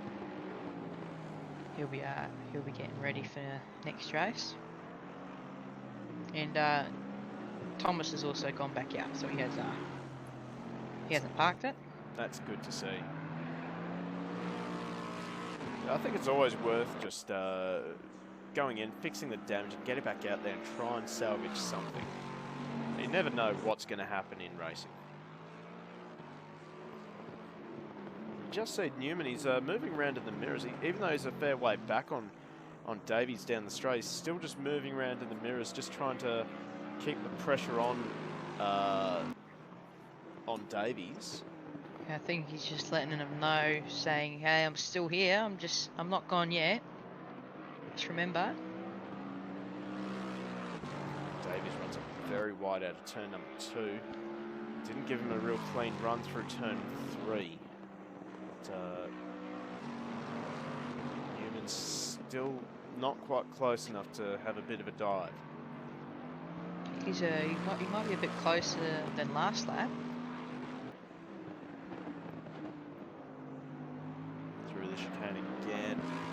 I don't know, it's looking like the Lexus is having a bit of trouble on turn as well. He really missed the apex for the right-hander in the chicane. Might have his roll bars all wrong. Might not be soft enough.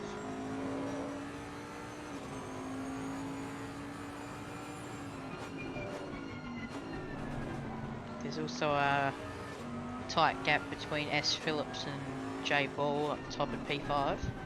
Let's go and tune into that battle then. So Phillips is getting all over the back of Ball, as you said.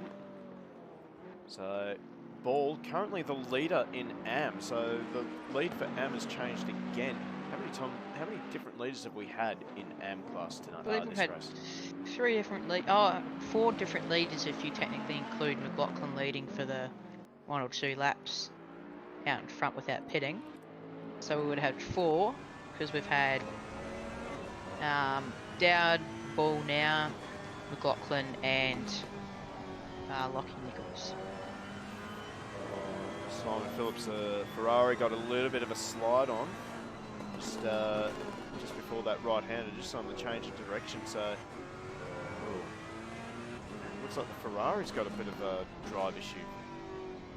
It's just not gripping up as good as it was.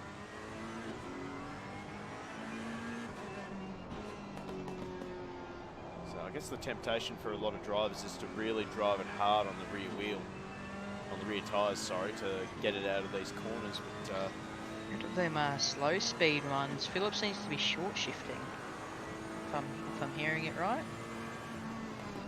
It obviously doesn't want too much wheel spin. We're getting a good indication here now that we can see the shift lights.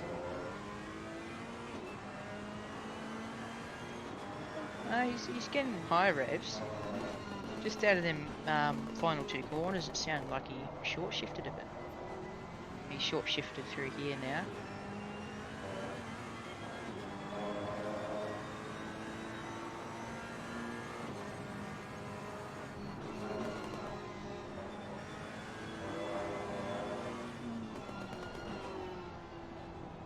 Phillips, he's dropped down to just over a second behind Ball.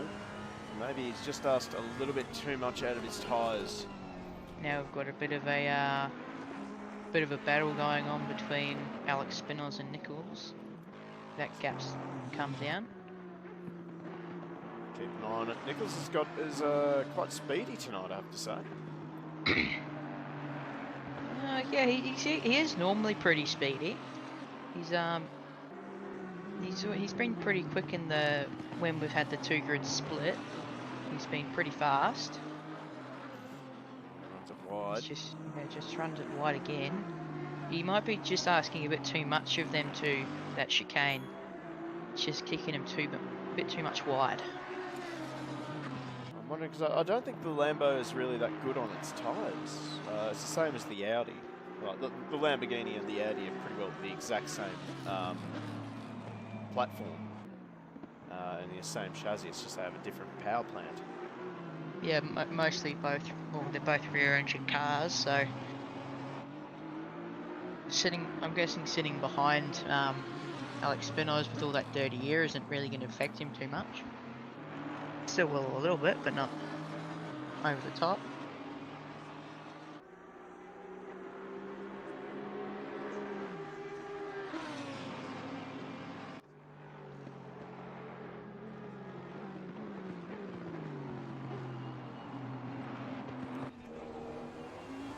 Take a ride with Nichols as he tries to chase down Spinozzi. Now, the thing for Nichols is they've got 5 minutes left in this road. Oh, Spinozzi runs it wide. It's just Very about to wide. say. That's that will gift Nichols a couple of extra tenths, maybe. But if you're Nichols, what do you do? Because you can see that you're also starting to slowly catch McLaughlin. But then, of course, you only got 4.5 minutes left. That's about maybe 3 laps left to go. There's a very big gap between Spinozzi and McLaughlin, so it'd probably be best to salvage what he can by overtaking Spinozzi. I don't think there's much point in being conservative and waiting to try and catch McLaughlin. He's got very close on that slow corner. That slow speed, or decently slow speed right-hander. Certainly seems to be slowly making ground. He seems to be just have a bit more speed over Alex. Big game for Oh. He's just ran it a bit too deep, but it might have. Oh, she has kind of helped him a little bit in some ways. He hasn't dropped any time, doesn't seem like.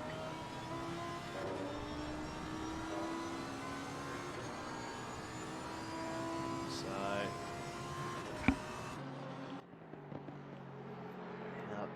what the Lambo? Oh, Thomas. As if your Knight can't get any worse in race 1. He's just gotten himself a drive-through penalty. That is absolute heartbreak.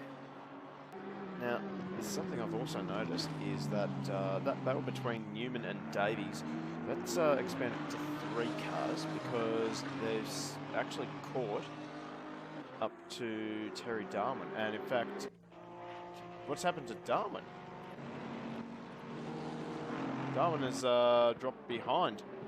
Oh, look at that! That's a lot of damage on the front of that Honda. I wonder when that's happened. That's big damage. What car number is he? 150. Let's find out what's happened to him. And welcome to the chat, Notorious. Good to have you back. So Somebody fetch the duct tape. I think you're gonna need a couple of cable some ties more for race that one. tape. So there's a lot of damage there. He's got damage there. Still got it. Still got it. He's been running. Jesus, he's been running a Oh, while. here we go. Here we Okay, here's a clue. Yep. So We've perfect got car a clue. on the. Oh no. Okay, so it wasn't that corner. I think you'll find it will be this corner This here. is He's fine. just Yeah. snap oversteer, snap Got it oversteer. wrong. Oh. That's a Yep. big hit. Yep. So the mid-engined mid-corner snap oversteer strikes again. Oh, we got a car off the track. That's Couple of cars off. That's Keith Stritsos. Just ran a bit wide. We've got a Susanna on the back of Paul. As soon as I can find it, there it is. It's right behind. Okay. Right on the back. There we go. So Susanna looking up the inside. Nichols is just within a tenth. Oh, here we go. Sand.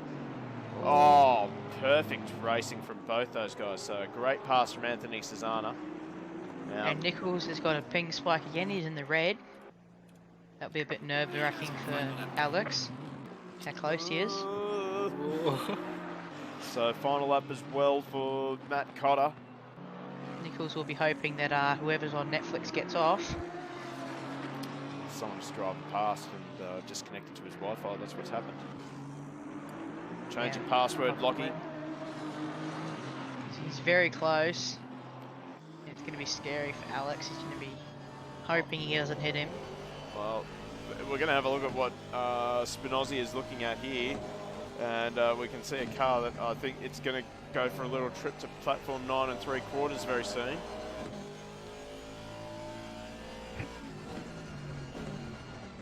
There are actually a couple of battle packs going on throughout the field. You've got Taurus is on the back of Ross, Nichols is on the back of Alex, Phillips is on the back of Ball.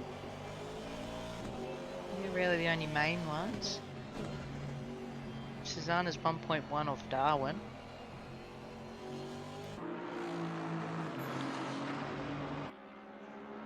So we're on the final lap. Let's try and find our leader. There he is. So Matt Cotter could say that he was gifted, but you got to, well, in order to win, well, first, oh, come on, what's the saying? In order to finish first you must finish. So, but I do think that Matt had the pace anyway over Houlihan and Bakita. So he brung it back very fast when they had that gap, and then he just got the big gift. So, and he's going to savour this moment. Look at that. Absolutely perfect, and he's going to drop it in front of our camera. Oh, that was almost a perfect little drift. Oh, does it get collected by anyone? Oh, great. Fantastic. Matt Cotter, and we've got leaving the pit lane, Thomas. So Houlihan takes out second. Let's see if we can't find Bell. There he is. He's about to cross the line now. He'll take out third. Now let's see if we can't find Ball. There he is. He's our AM class leader. And, well, he was gifted the lead of the AM class race as well. After Dowd got a drive-through penalty for track limits. And just Phillips did close. Yeah, close enough. So John O'Ball wins AM. Let's see if we can't find right on back. Who was that? Oh, Nichols. thank God Nichols' ping's gone back down, so Alex will be praising. He'll be happy. So he'll also be praising because he manages to hold on to that position. So there we go. Some great racing tonight. Last one we've got, I believe, is Thomas, who's got to cross the line still.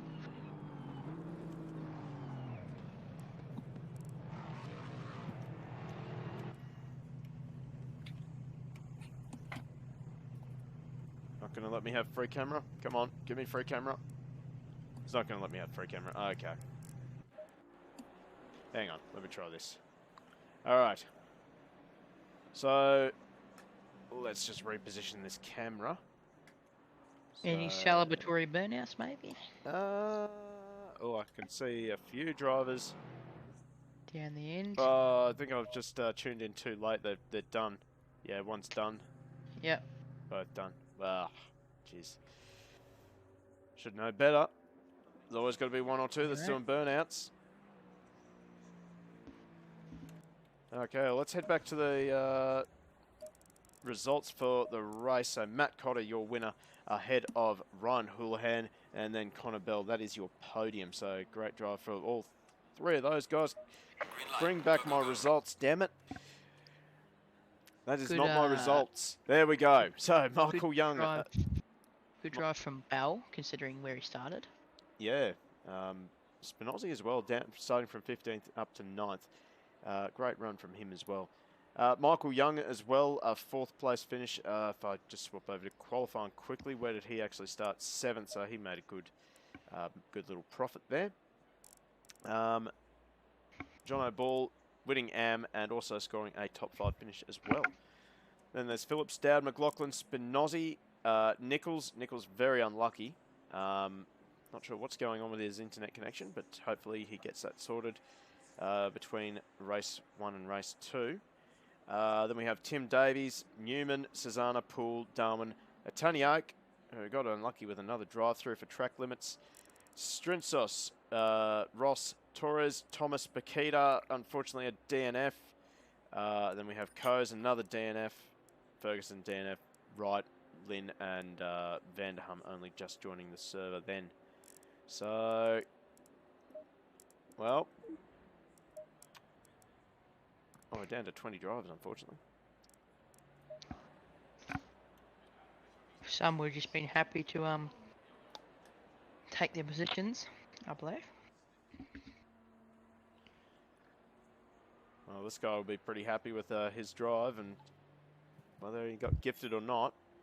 Once again, in order to finish first you must finish. But let's have a... What do you guys think? Drive of the race. Who's your pick? Oh, I'm thinking Bell, considering how yeah. far back he started. Considering where he started at the very start, P14 I think it was. He he went pretty good. Yeah, I'll second that one. Yeah, Bell gets drive of the race for me as well. He is certainly involved in a lot of battles, and he usually kept his nose clean. There was a little bit of a bump with Cezanna, but that would be left up to the stewards, I'd say.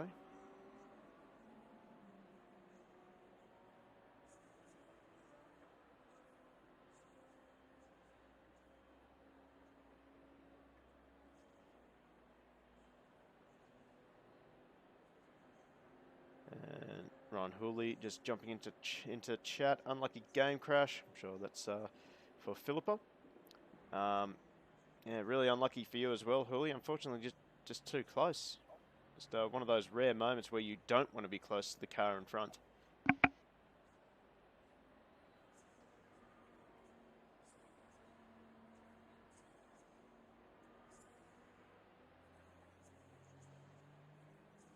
So, any surprises from that race, do you think?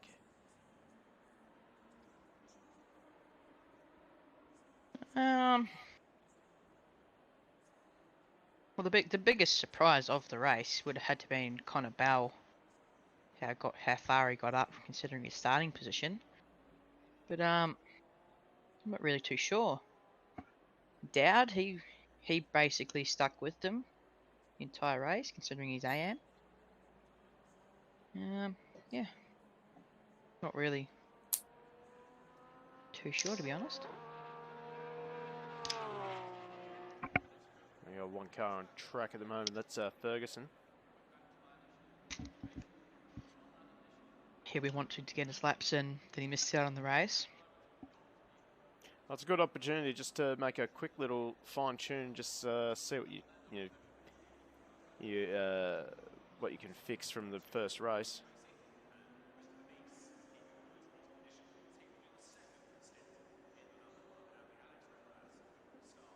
Now I wonder who's going to be the best over one lap. I've got a feeling I'll put in my prediction for pole. Got a feeling it'll be either Connor Bell or Matt Cotter, or Really? Lucas Dowd. Lucas Dowd could be pole, considering he got P2. I'm going to go with. I'm actually going to go with Ron Hooley. Hooley? Houlihan, yeah. Oh yeah, true. Wait, is he actually in the server? I don't think he's. I didn't think he is he? Has he dropped out of the server?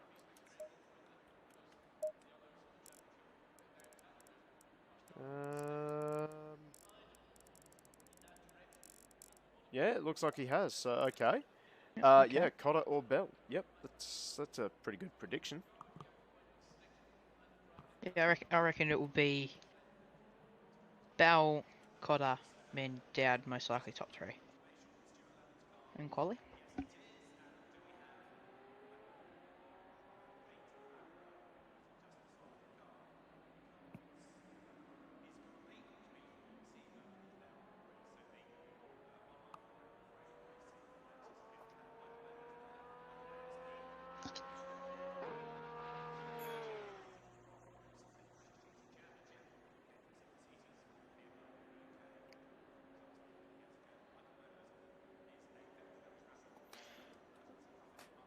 Right.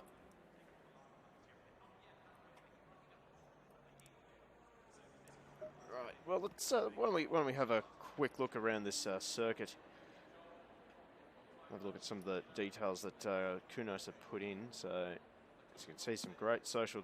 What the hell? They're not actually sitting on the stand. They're standing in the stand.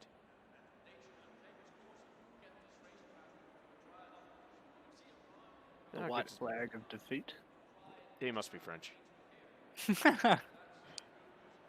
Oh, look, another Frenchman. Another Frenchman. Oh, good on him. Good to see they made the trip. Oh, wow, they're everywhere. Jesus. It's actually pretty cool location when you just look at the geography of it. You can almost get a pretty good view of the track almost from anywhere on the circuit. Hopefully no one needs that medical helicopter.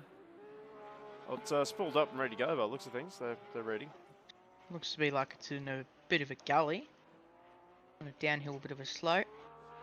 That's just been carved into a racetrack. Oh, look. What was it called again?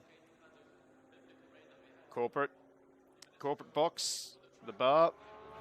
This side. Here we go. What do I order the drinks from? Jeez. Yeah, you're grabbing a Great Northern. You can't drink. You're underage.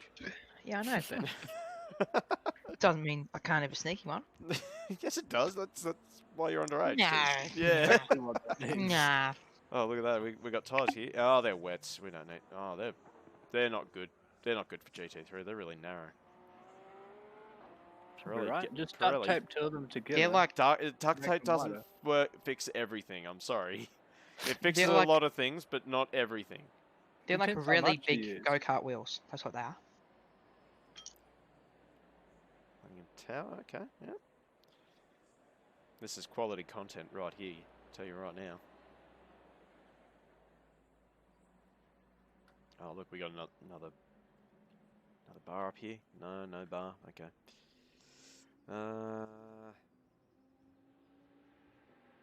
Well, tents here. Oh, look, fire truck. Yep, could use that. I'll conveniently positioned at turn 1. Oh, there's an ambulance at turn 1 too. What do you know? Perfect. Perfect positioning. Yep. Fly around at the back here. We got a floating storage container. That's good. Hungarians have got something that we don't, obviously. Oh, we've got a fuel. You've got a servo there. That's good. Okay.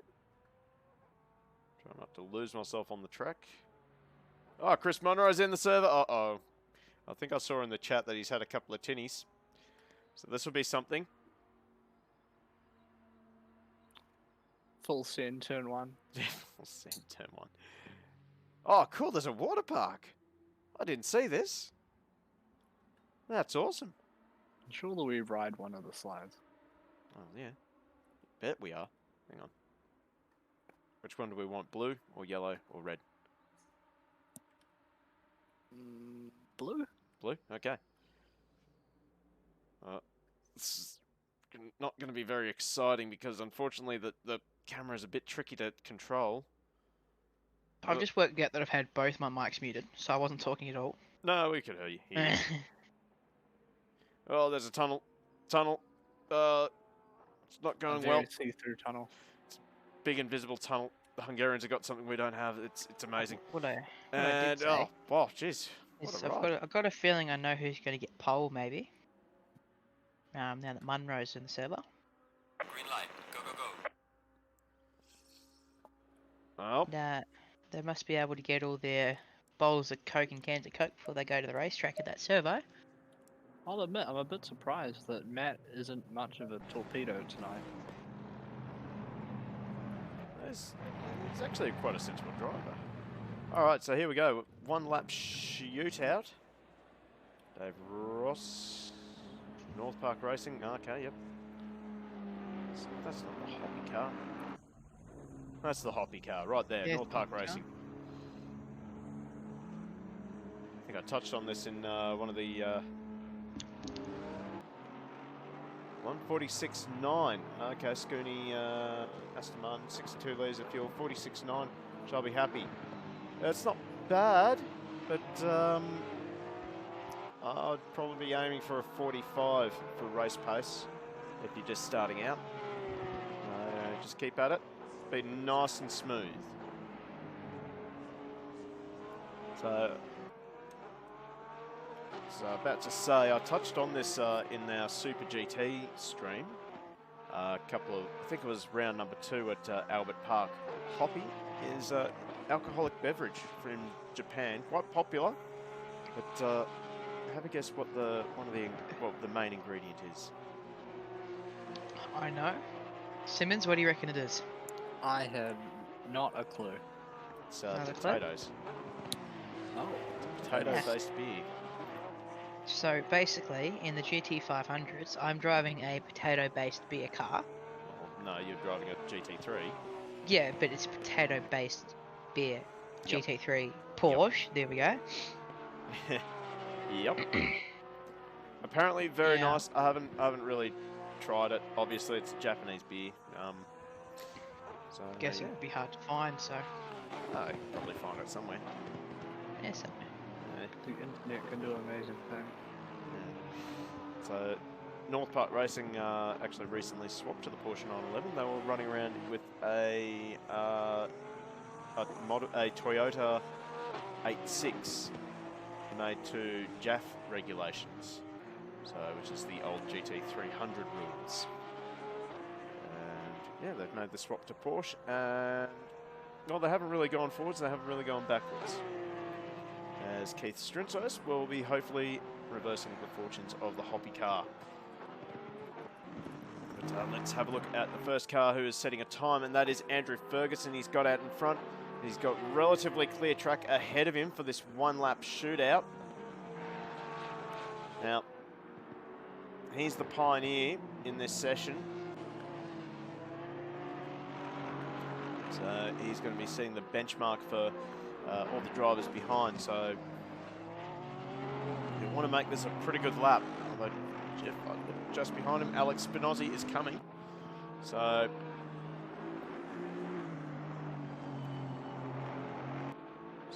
one half of the spinning torpedoes right there. That's his teammate, Matt Cotter. Anyway, Andrew Ferguson, he's getting caught by Spinozzi, so I dare say that this will not be a time that sets the world on fire. But it's always hard when you're the first person on track.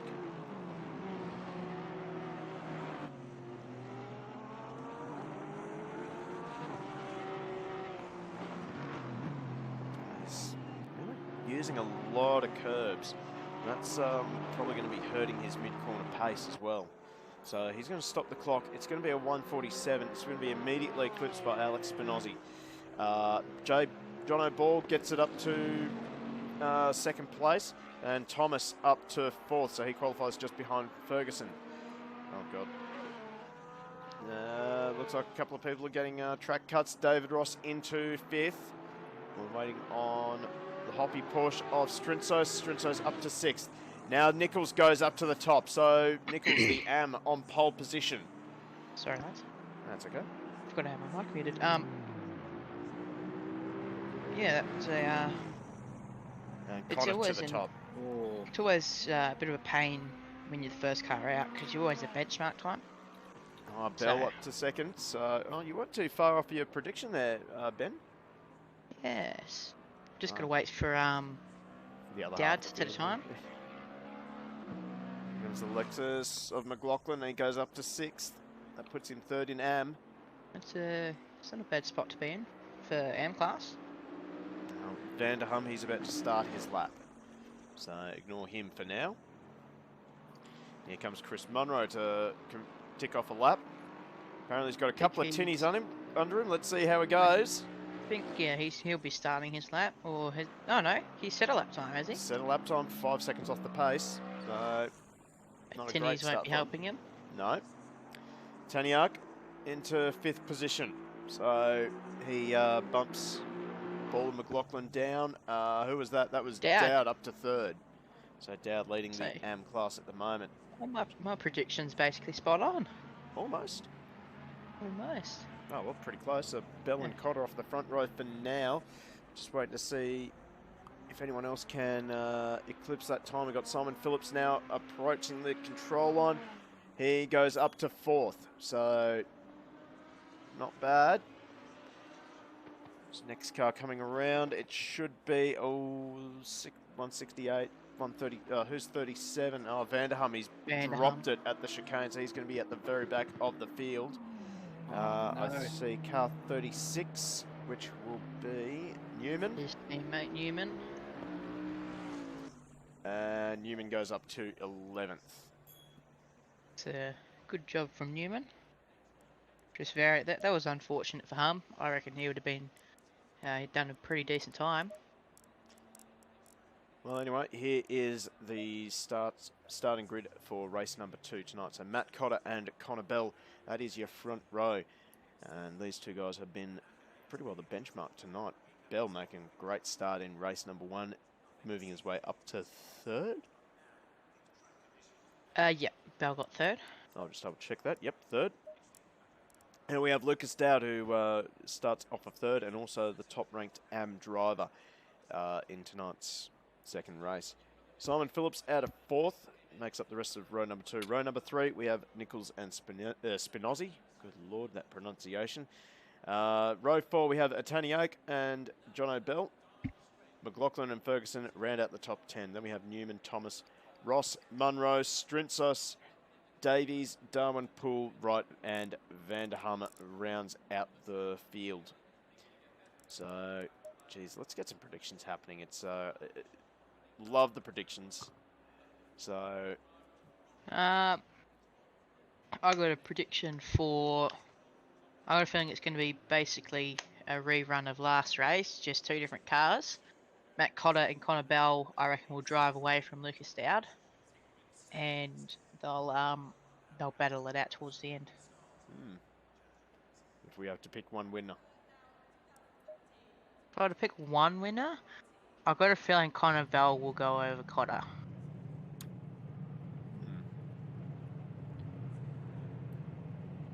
We have to get through turn number 1 first, and that is a very tight turn as the field gets ready to make their way onto their warm-up lap. Seems like Cezanne's just rejoined the server too. He's starting off back. He'll be lucky if he can get a setup happening and get to the grid on time. You got his grid on time? He has indeed. Did he get a setup on? So I think he only... That's going to be interesting to see. Last first challenge. It's always good fun. So here's our pole sitter, Matt Cotter, in the 99 Aston. The Aston that you can probably see from space. That's how bright it is.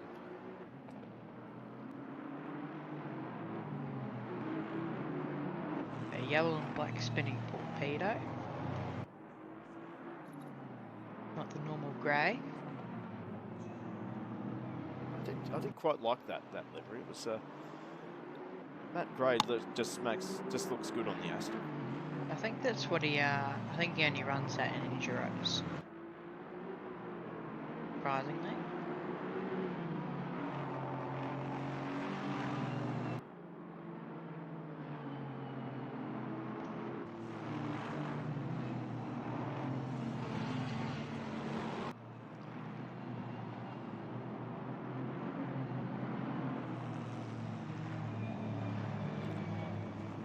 So, throw it over to the chat. What do you guys reckon? Can we get some predictions for the race winner from chat? Might get some outlandish predictions there. You see, usually at this point, Benny, I usually get all these chat messages saying Benny McKenzie for the win. Mm-hmm. So, yeah. Not today. Not today. No. We might get some anyway. So, Simmons. Oh, Simmons. Okay. Vanderham. I think he's got it in him. Yeah. Down in 19th. It's a very big call. Good big odds. I mean, it's racing. Anything can happen.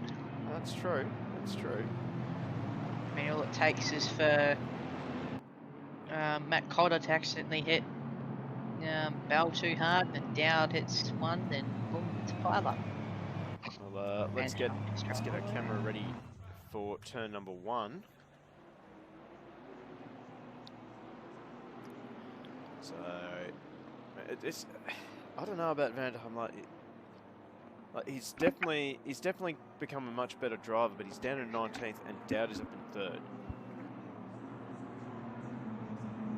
Oh, we got one car in the pits already. That's one of the Porsches. Ready for a start though.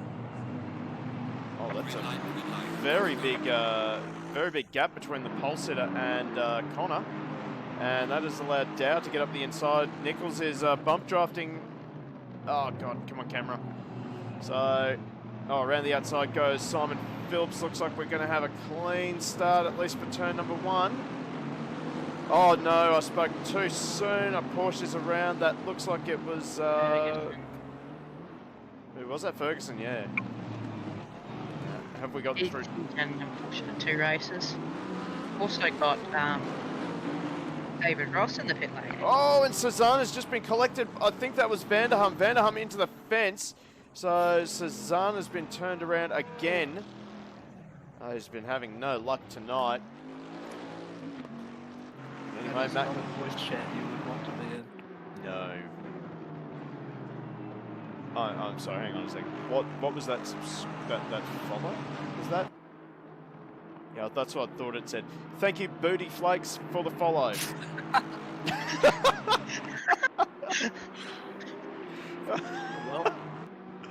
Well, that is That's a name and a half. That is a name and a half. Twitch band. Here I come. Oh, in the background, Lockie Nichols. He's got Dowd up the inside. They haven't touched. That's given Phillips a chance, and here comes Spinozzi up the inside of Dowd. So Dowd has lost quite a few positions with that failed attempt on Nichols, although he fights back on Spinozzi. There's Nichols. What a night. What a night of just really driving well. And this time he doesn't have an extra wide McLaren in front of him. Actually, something's happened to Munro because he's all the way down in 20th.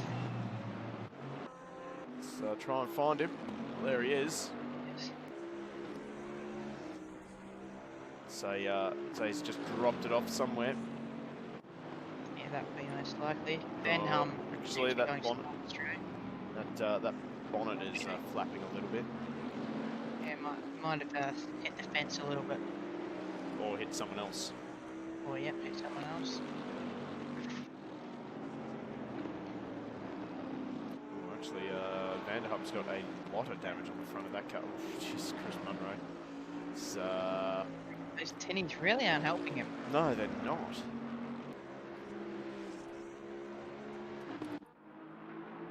On back of the front, Matt Cotter. Still leading ahead of Bell. They're just starting to skip away from the rest of the field. Nichols down in 3rd. deja vu for Nichols. Now, Nichols has got a bit of a break between himself and Dowd, with Simon Phillips just between them. So I don't think Nichols will be under as much pressure this race.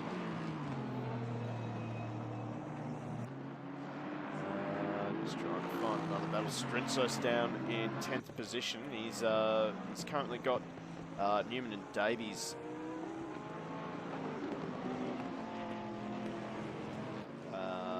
right up behind him, and Darwin's trying to buy into the battle as well. Jackson is at a Kino, I hear. Not quite. Not quite. So, for those of you joining us in the commentary box late, we have got Simmons and Benny McKenzie joining me in the commentary box. So, thank you very much, gentlemen, for joining me tonight. It's been a lot of fun so far. It's been an interesting experience. I get that. I get that a lot, actually. Strinsos, he's lost a position to Newman. And in fact, Strinsos is, he's had a good start, but he's just starting to fall back through the field. He's now under pressure from Davies. Oh, Davies gets it sideways, just a little bit of mid-corner oversteer. Bell's pulled him right back on. Oh, I just saw that close in Honda. the mirrors from Darwin. Yeah, that's hurt Darwin more than anyone else. Bell had pulled it back up on Matt Cotter at one point, but he's just dropped it off again. Strinsos has gone very narrow. So close onto Strinsos' back bumper. What about a bit of a dive? Went against it.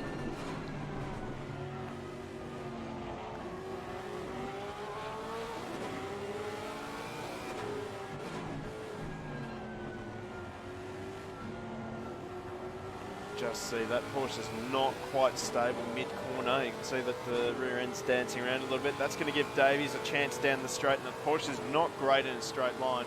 So I do expect this Lexus just to power on through and head on into the race. He outbrakes himself slightly.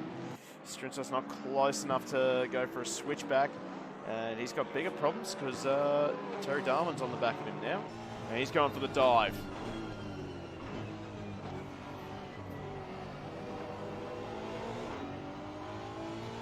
Bell's actually closed the gap to Cotter at the front. It's now down to half a second as I bring that up as quickly as I can. So this battle's just starting to sort of ebb and flow a bit, isn't it? Yeah, it seems like Bell's got him in the first sector and a half, but in the second sector, the second half of that second sector to the third, it seems like Cotter's just got the edge over him. Sorry to cut you off there. I just saw Andrew Ferguson. He's gone around in turn 5. I think that was by himself though. Yeah, he's had an unfortunate couple of races. I don't think he's set the Porsche up as nice as he wanted to around here, because he's had a better couple of races. Terry Darwin's finally made the move on Strinsos, and Strinsos now is under attack from Kelvin Wright. So, unfortunately, the Hoppy Porsche just not quite set up for these early laps. Maybe as the fuel load goes down, maybe that Porsche will start coming alive.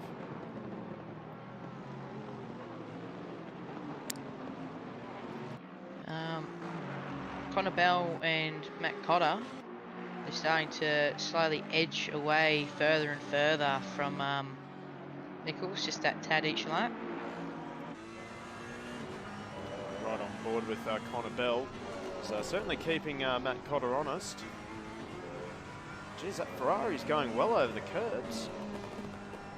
Bell seems to be keeping Cotter on his toes, not letting him relax. He's making sure he's always with him.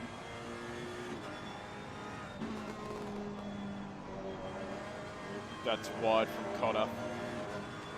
Very wide. That would have gifted Bell just a little bit more time on him.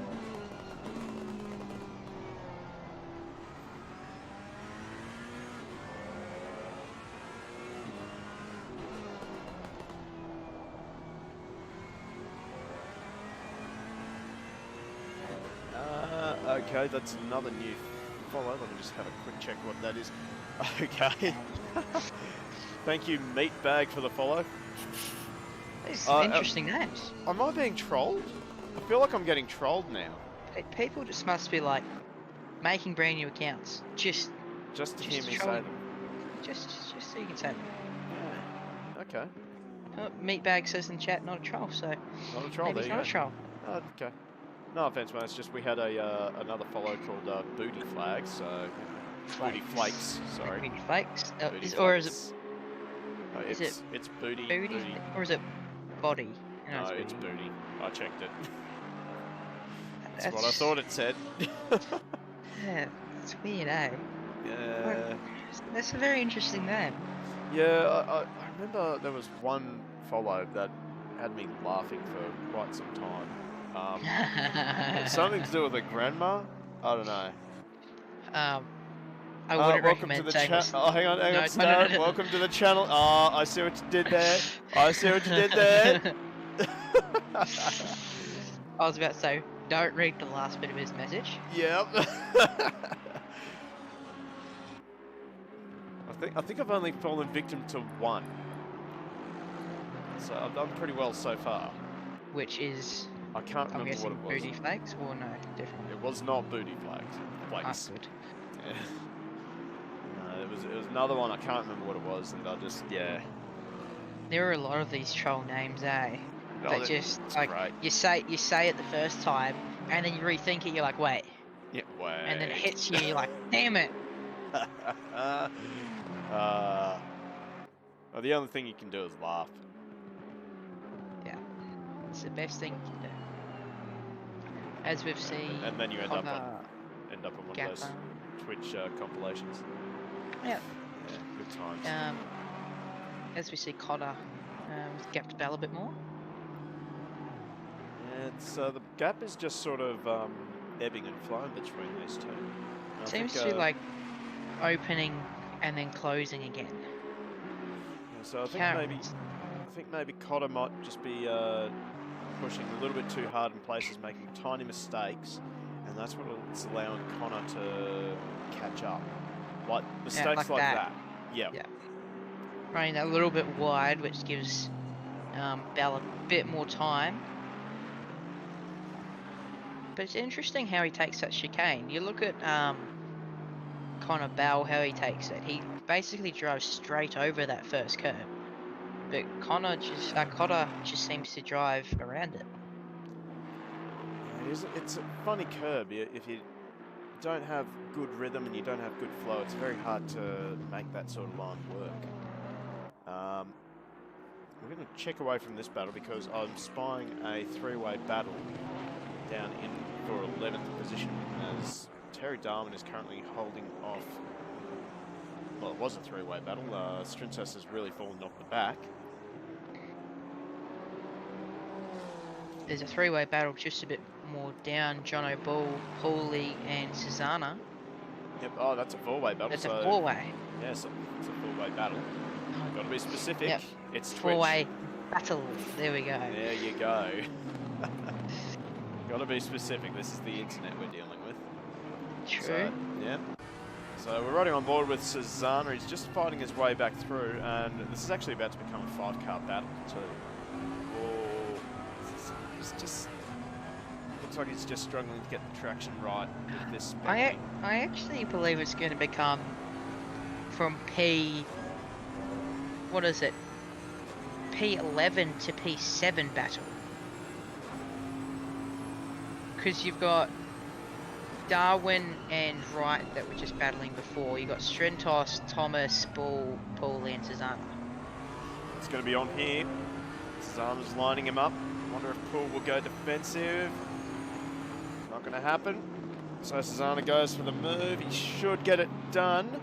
But Poole's going to argue around the outside. He'll have the inside line for the next corner. And in fact, he's going to brake and let Susanna have that one. I don't really blame him, to be honest. I think Paulie just wants to sit him behind and he doesn't really want to make a mistake with Susanna. So he'll just sit behind and pick off the rest of the guys that are in this battle. Susanna already onto the back of Thomas. Oh, and he's been turned! Oh, again! No. It's the third time. Poor Susanna. It is. He's just had unfortunate times. And he's gone. Fair enough at this point. That's yeah. We might that Discord's going to be exploding right now. I think it's a huge shame. He was fighting through nicely. I would just say that pulling it back in. Boom. There it goes. I think that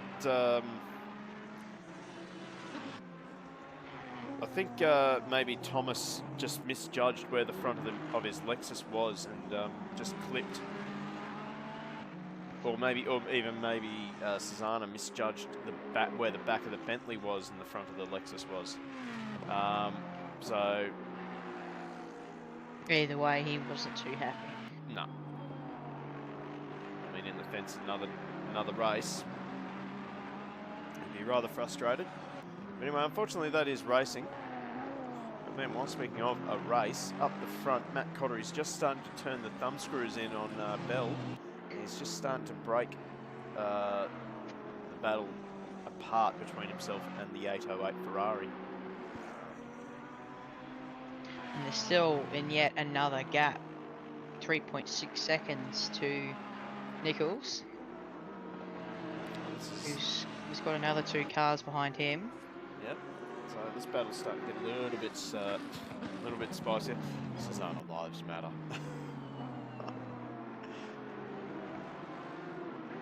Get that trending on Twitter.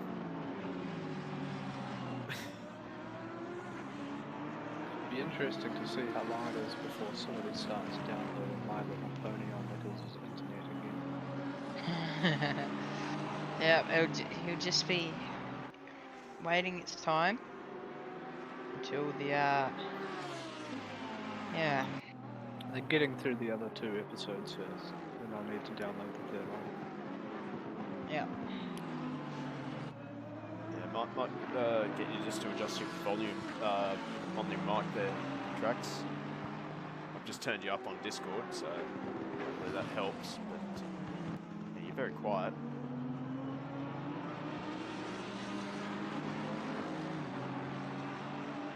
So, Ross Phillips has got a good run out of turn number 3. So it's going to be... This battle looks like it's going to go on for a while. No one's really gaining or losing so far. Although, as I say that, Phillips looks like he's going pretty good. That should be a bit better. Yeah, there you go. That's much better.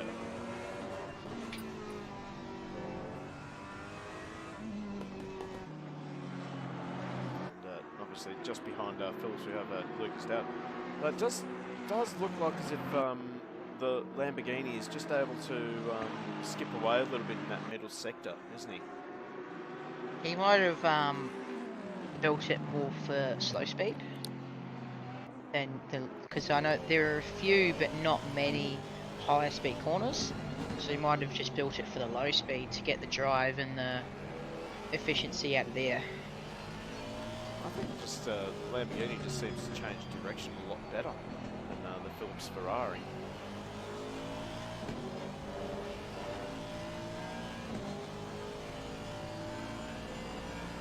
So keeping an eye on the timing tower. The only other close battle is Darwin and Davies. It's down in 10th position, but right now we're going to stick with this battle for a little bit. Strinsos and Paulie are very close as well. Down in 14th. Oh, yep. There you go, yep. So Strinsos maybe trying to get a bit of a comeback happening after having a tough start to the race. Dowd looking around the outside. There's also Munro and Thomas down the bottom now. And Ferguson. Yeah. So, oh, Dowd thought about it, but there just wasn't an Aston Martin size hole there. So Phillips is under pressure now. You can just see it. He's starting to defend. And, well, see if Dowd can keep his patience. This is helping Nichols skip away a little bit, and Dowd will be very much aware of that.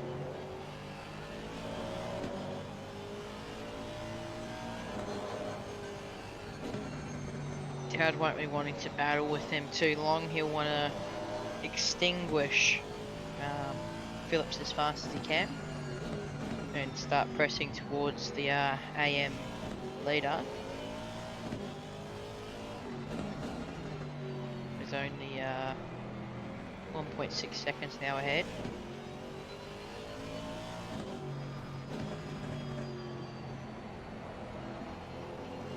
Right now for Dowd, it's just about having patience. Last thing you want to do is just try and push that little bit harder, because that's when you start making mistakes and that's when you start losing time. And similarly for Phillips, like Phillips is starting to skip away from Dowd. Oh, jeez. Very deep under brakes.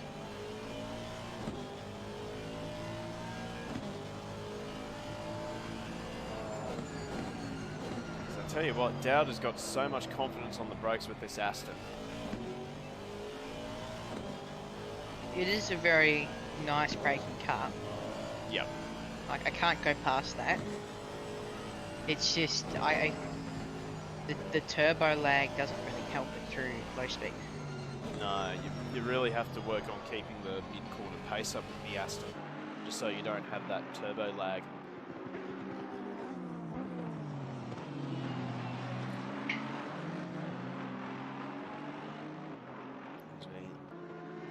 Once again, Dowd just closes up. It's like yeah.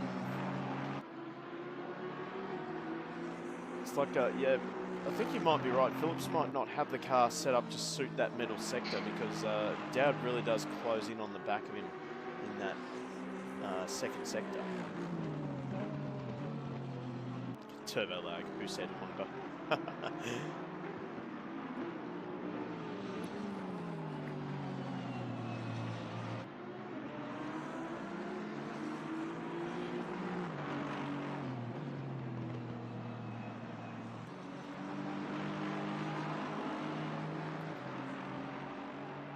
Now this is just a game of patience for Simon Phillips and Lucas Dowd. They're sort of trying to close the gap now on Nichols. Just seems that Matt Cotter's just being able to drive away from Bell at this point. Is Bell losing time to Nichols? Keeping on the gap there. I actually think he's putting time on him. Oh, what was that? That was a... That was a red Lambo. car. That was... Oh, no. No way. He's done it again. And Except that is... this time it was pink. It wasn't pink. He's dropped all the way down to P6 now. That's another heartbreaker for Nichols. See what happened there. I would say that's the mid-engined snap. Good old classic. So try and find him. There he is. So let's bet if we're right on board with him. This will give us a good view. Yeah, it will be mid-corner snap. Or change of direction. Or yeah, the change of direction, that could be it too. So. Oh, entry. Yeah. Oh. There He goes like the went rest. straight into the fence. That was huge. He buried it. Not a lot he could do about that. No. And now he's in a very awkward position because, well, he's still got 2 minutes until the pit window opens. He is bleeding time. So he's going to have to... He's really just going to have to do some damage control here and make sure he doesn't lose too much time to the drivers ahead. But, well, once again, that has just gifted Lucas Dowd the lead of the AM class. And, well, just basically free reign to have a go at Simon Phillips. Once again. Now it's just between, yeah, like you said, Dowd and Phillips. For whoever wants to claim the last step on the podium at this stage.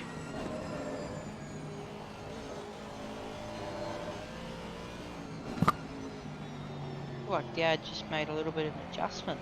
Yeah, mid-corner, I saw that. Might have just been changing up the bias, maybe it's not feeling right, or changing something. Putting it into full sim mode. He might just be wanting to get his wriggle on. Might just be wanting to get by Phillips and start pushing towards Bell. Are these two actually catching? Not really. Just see now, Dowd is starting to move around the mirrors of Phillips. Starting to lick the stand. Yep, let's try to get the pressure on. Try and get Phillips to start looking in the mirror more often than looking out the windscreen.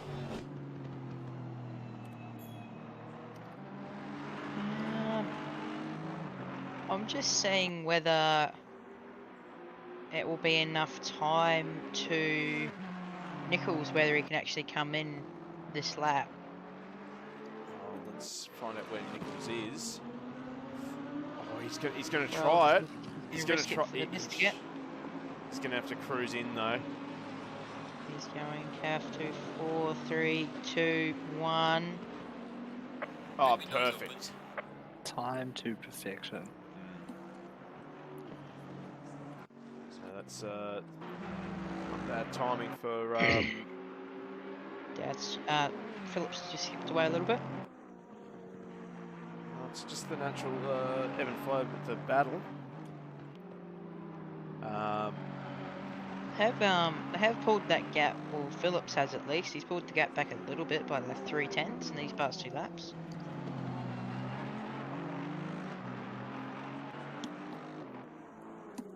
Just wonder because I see that our race leader is into lap traffic now. Is this hurting him? It might have hurt him a little bit. I don't think it would have hurt him over the top too much. Now, what will Matt Cotter do this time? Is he going to come into the pits early? You would think he would, because he's already got the or not. Not this time round. He's got the lead. I'm surprised he's just not coming in earlier to steal it. So he might pull off a couple of second undercut. Well, he lost 3 seconds. Oh, that's not helping him. He lost 3 seconds by going long last race. That traffic wouldn't have helped Bell coming in the lane. No. So that might have yielded Cotter just a bit more time.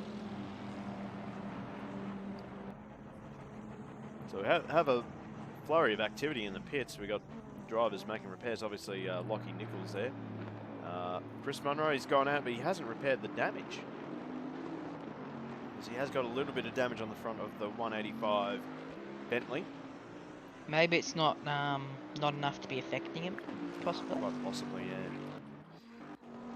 So I'd say it might be a good idea for Cotter to stay out right now, because Bell is likely going to come out in traffic. Meanwhile, Cotter has a clear track to try and make up some time. I think the field is starting to spread out a bit. So even if Bell comes out in traffic, which doesn't look like he is, he's coming out in clear road. He yeah,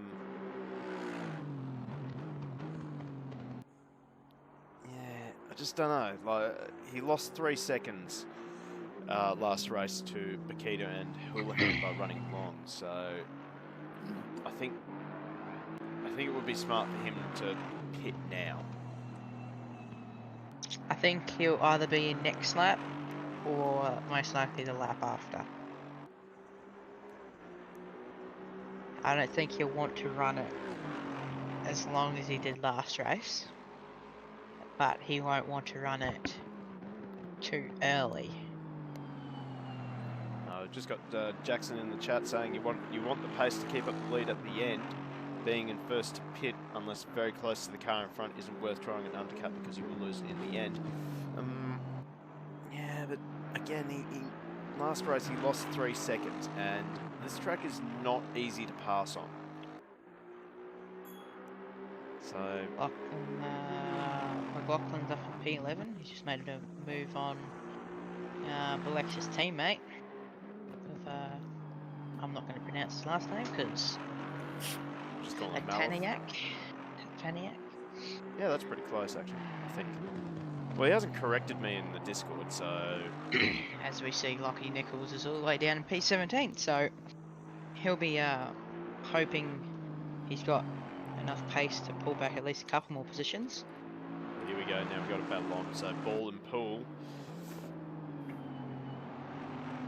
These guys are starting to get stuck into it, which is good to see.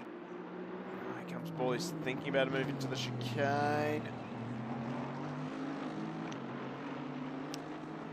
So, well, it's obvious. I think it's obvious that Ball has got the pace over Pool. And where does he make the move?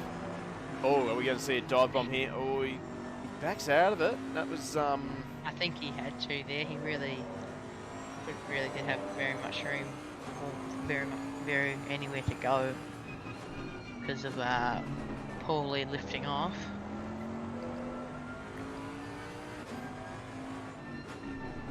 Though the Bentley seems to be reasonably smooth as always.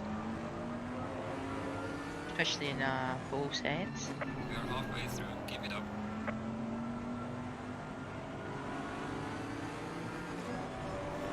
There we go. He's going to get the run down the main straight and the slipstream. So the Bentley is a pretty big car. Doesn't fit into many holes in the air punched by the other cars. Oh, goes for the send, and oh, that's not around they gone well. go. I think, I don't know. 50%. I think Poole may have changed directions in the braking zone. There was a bit of a move there from Poole. It did come from quite far back though. Yeah. Yeah, that did seem pretty far. Definitely a full send. I It wonder was if a full send Paulie off. got very affected from it. And Ferguson got a drive through. Yes, that would have been for track limits. I'd say the ball has also gotten away with it because it doesn't look like there's a heap of damage. Oh, actually. There's a little bit on the rear end. Hang on now. Yeah, the bumper's just shaking a little bit there. A So few that- scrapes and bumps on the rear wing. There's a lot of damage down the side. So that would be. Yeah, it'll be a little bit. Might affect his aero just a little bit, but not too much. Oh yeah, the diffuser's also moving around a lot, so that'll be affecting. Yeah, that would be affecting it a lot then. We It's had now, a twerking Bentley. so Cotter's in pit lane.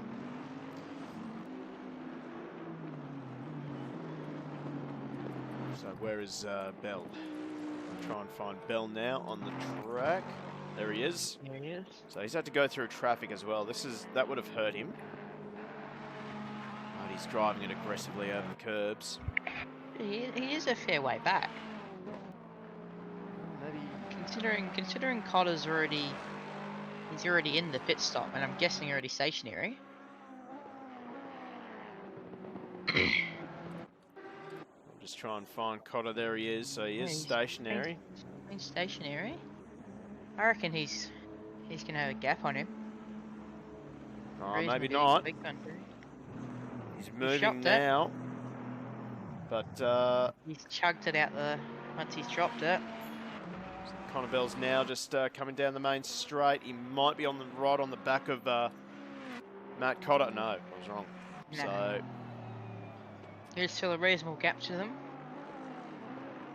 And Phillips has got a smaller gap than it was earlier too. By I believe it was like 4 or 5 tenths.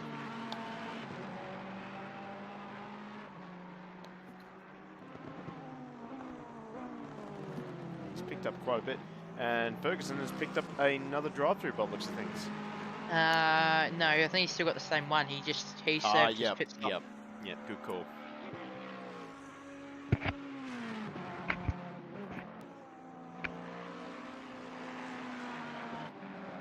And it looks like, apart from Landham all the way down the bottom, everyone's taken their pit stops. Certainly does not seem like my prediction is going to pan out. No.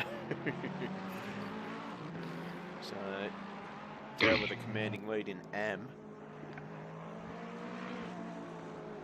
Face, it's what? Oh no, yeah, no, never mind. I was gonna say it's only a little bit to Lachlan, but never mind. It's like 25 seconds. So Poole now, he's under pressure from Chris Munro. Munro's just putting the pressure on. Go up the inside into turn number 2. He's already got the overlap, so there's nothing that Poole can do. And this will allow the other Bentley of Ball back onto the back of Poole. So this will be round 2 between Poole and Ball. Hopefully, no more contact this time.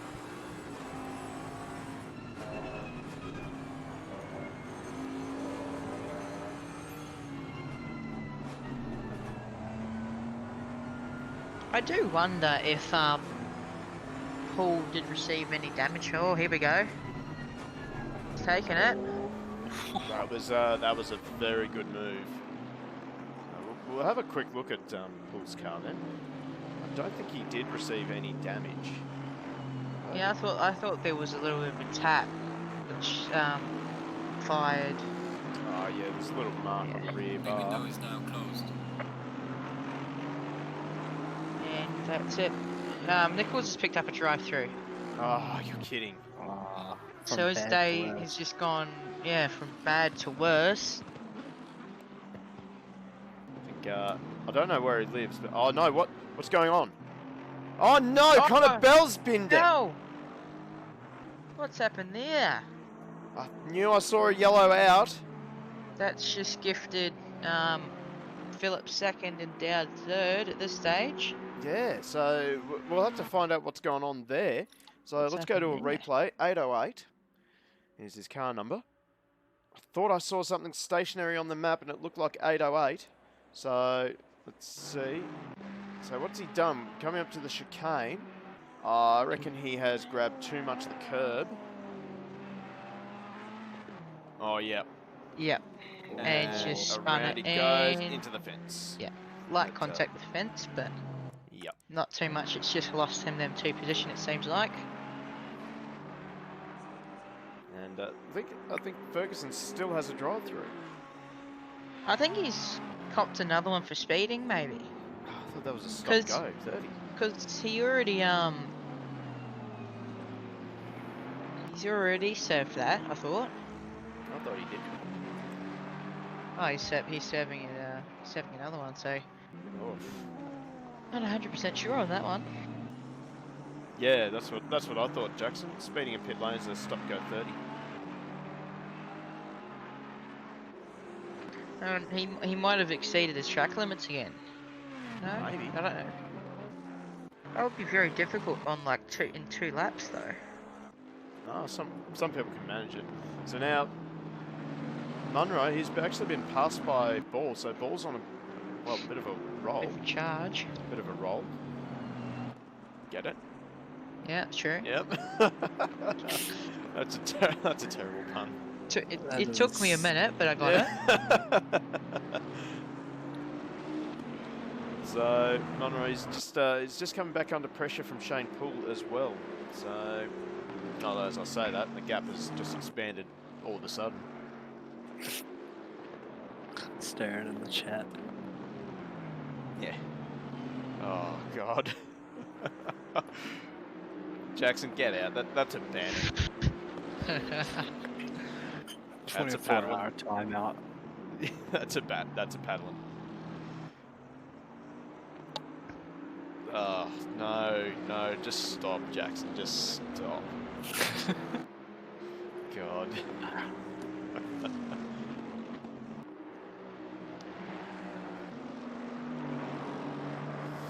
So, well, the field unfortunately has really spread out a bit. Although Bell is sort of keeping touch with Dowd. As soon as I find him, there he is. Oh, Jackson, just no, that's going to be a paddling. It's going to get a timeout, I swear. I wonder if there's much front end damage on that. Doesn't on the Ferrari? Doesn't look too much. Let's have a It's quick look. limited to none. It doesn't look like he's Little scuff. a little bit. A little bit Yeah, of a scuff. that's interesting. 'Cause he gave the wall a decent whack. It wasn't that hard. It certainly nosed it, and it was a tyre barrier too. So. Yeah, true.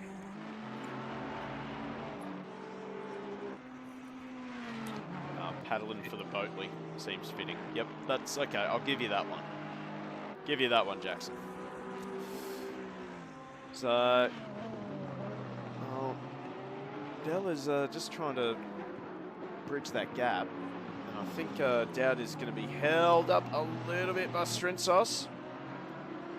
It would be an almighty drive if Bull somehow, not Bull, Bell somehow got back to Cotter, but I think it's very unlikely at this stage. It's incredibly unlikely. Cotter is just in fine form this race. He's driven away 10.8 seconds over Simon Phillips. Phillips is having a very Bell down lovely the drive side. as well. Yeah, he's got another 5 seconds down. And you've got Nichols in between them two. So, more traffic.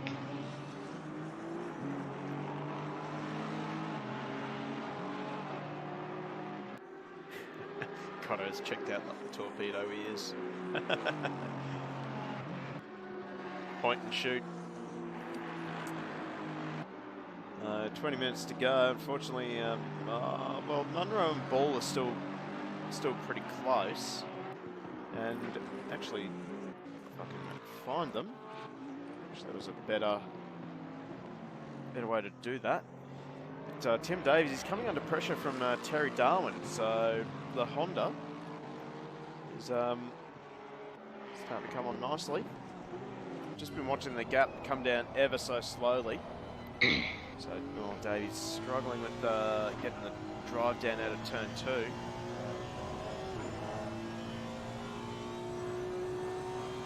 Okay, yeah, yeah, that gap's come right down. And you've still got that small gap between Ball and Munro at this stage. Davies seems to be having the same problem he had in the last race, where he struggles around the slower corners but is flying down the straights. So maybe running very little wing. Very little wang. Small wang. Very flat wang. God. I think it's just more that oh, jeez, that was very close. The Honda just pulling up, so I was just about to say, it looks more like Davies is just struggling to get the power down out of those slower corners like the chicane. But these open corners, the Lexus just seems to open up nicely, and the NSX doesn't really have much of an answer for it down the straight. He took the slipstream though, so that will be helping him down the straight, tow him along. Runs it in deep. This will give Darwin a chance. Just going to look around the outside. He's on the wrong side of the track, but he's going to outbrake him anyway. Oh, big rotation. He saves it. So, Davies thought about it up the inside of turn 3, but not really a passing move there. So, Terry Darwin up to 9th position. Great little exchange there. VTEC finally kicked in. Yeah, VTEC finally kicked in.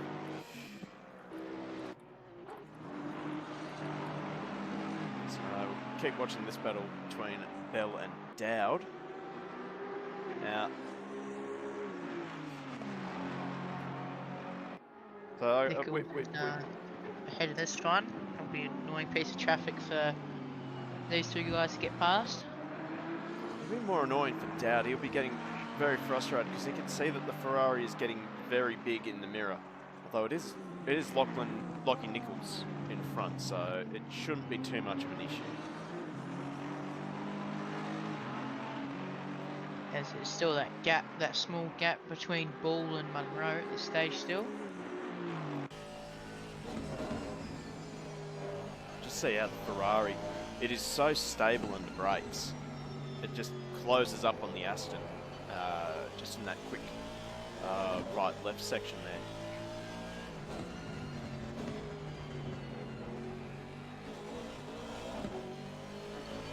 Just launched it over that sausage curb. Well, abuse the curbs, that's what they're there for. We all like a bit of curb abuse. Time is running out for Bell to make this move stick. Right there, the Aston just gets so much more mid-corner pace over the Ferrari.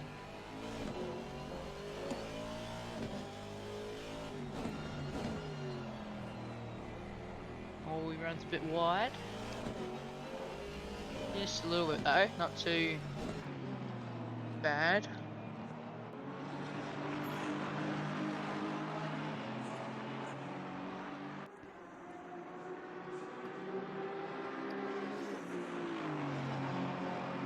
So Bell gets a good run down the straight. He's not quite able to do anything about it. The Aston just Dowd, once again, Dowd, he's shown nothing but confidence on the brakes. It's going to have to be a really big send for Bell to get in front of Dowd here.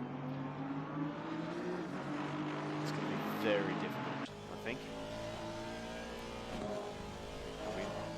Just see that this Aston, with Dowd behind the wheel, it'll just it's just able to carry the braking a little bit later exactly where he needs it to. Ooh. So I say that he misses the apex big time through turn 5.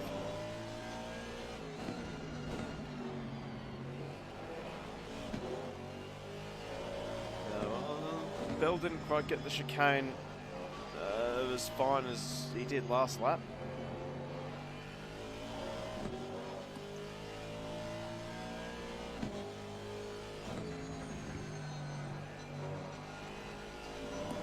Just breached a bit more of a gap now.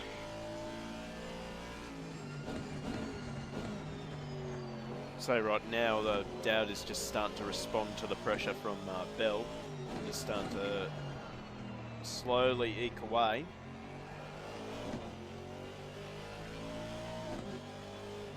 Maybe Bell is just trying to overdrive it a little bit to try and get onto terms with the Aston in front of him.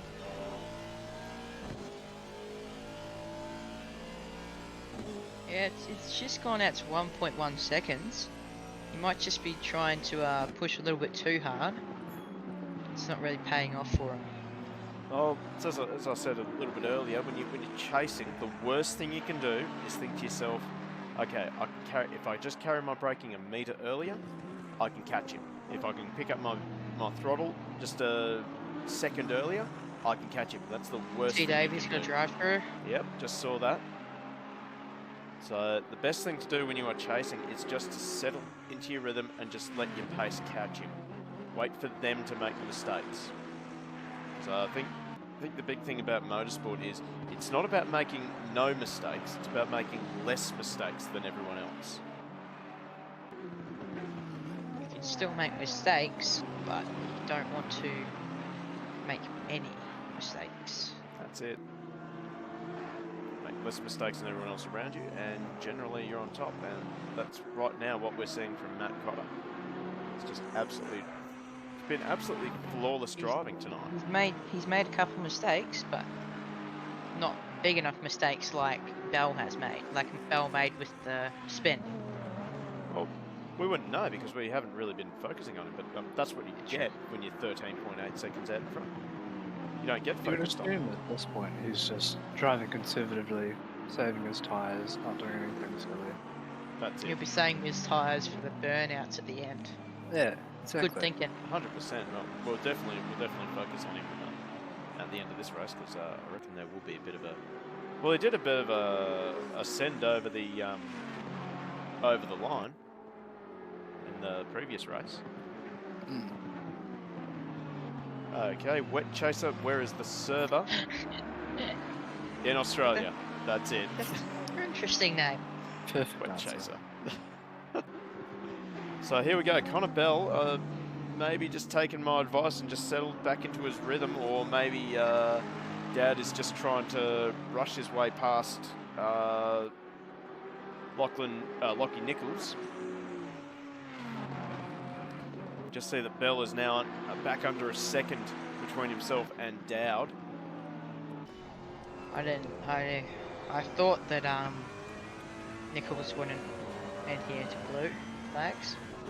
I don't think he would. It's a dangerous game to play. Because him now not adhering to them is now affecting Dowd to catch up to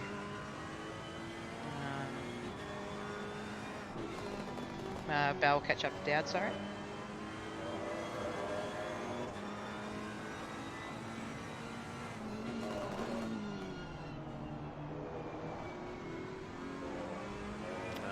Don't chat, just be nice. Settle down, everyone.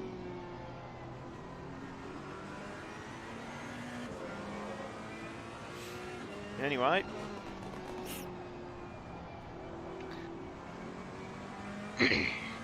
So now Lockie Nichols will sidestep both Dowd and Connor Bell. Bell taking full advantage of the draft.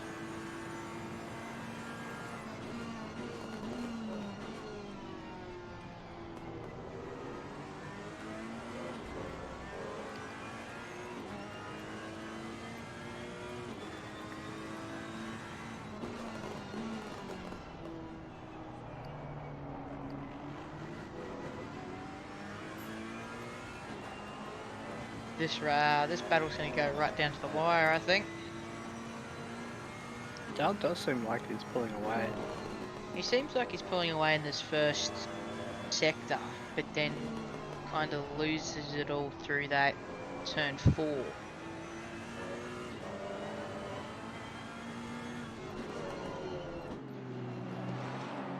Oh, jeez, that was a big slide. Good job catching that. Yeah, that was... See, I've got 2 screens up. I've got your stream on Discord, and then I've got the slightly delayed stream, so I can see everything if I miss it. Good times.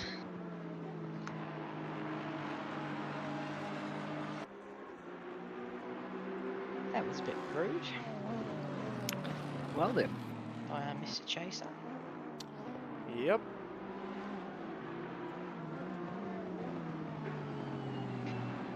Anyway, back to the important thing, the race. And doodly.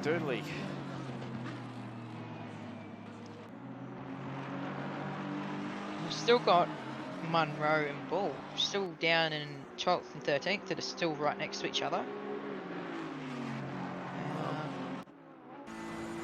There we go.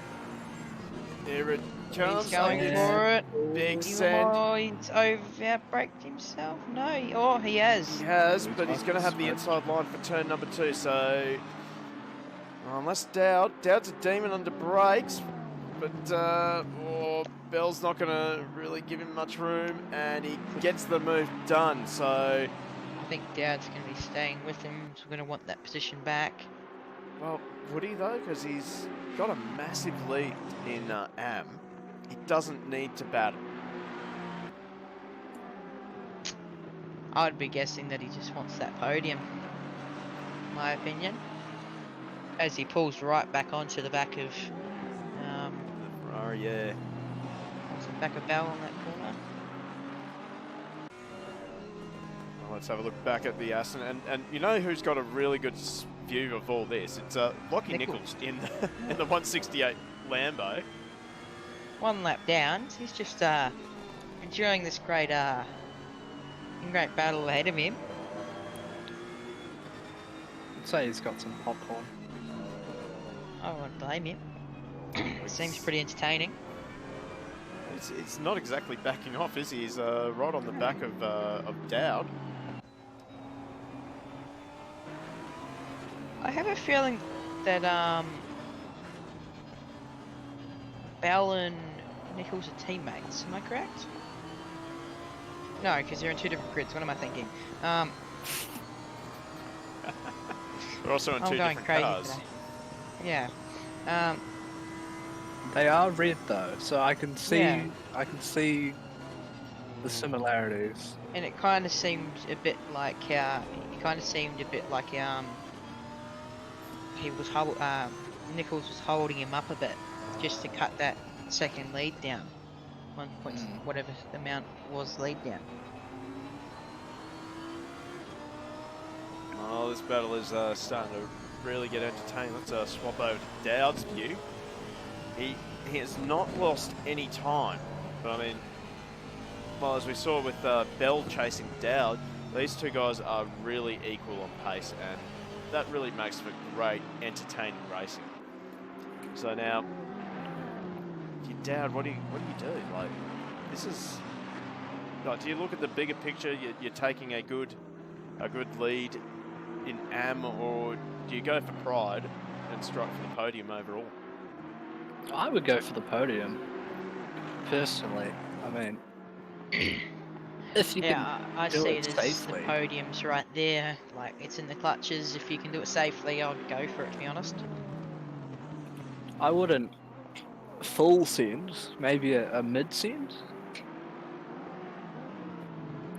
Because the last thing you want to do is screw up your victory. He's got a massive gap between himself and McLaughlin. I see a bit of a wobble there for the Aston mid-corner. That's going to cost him. And that gap should go up to, yeah, 0.8 of a second.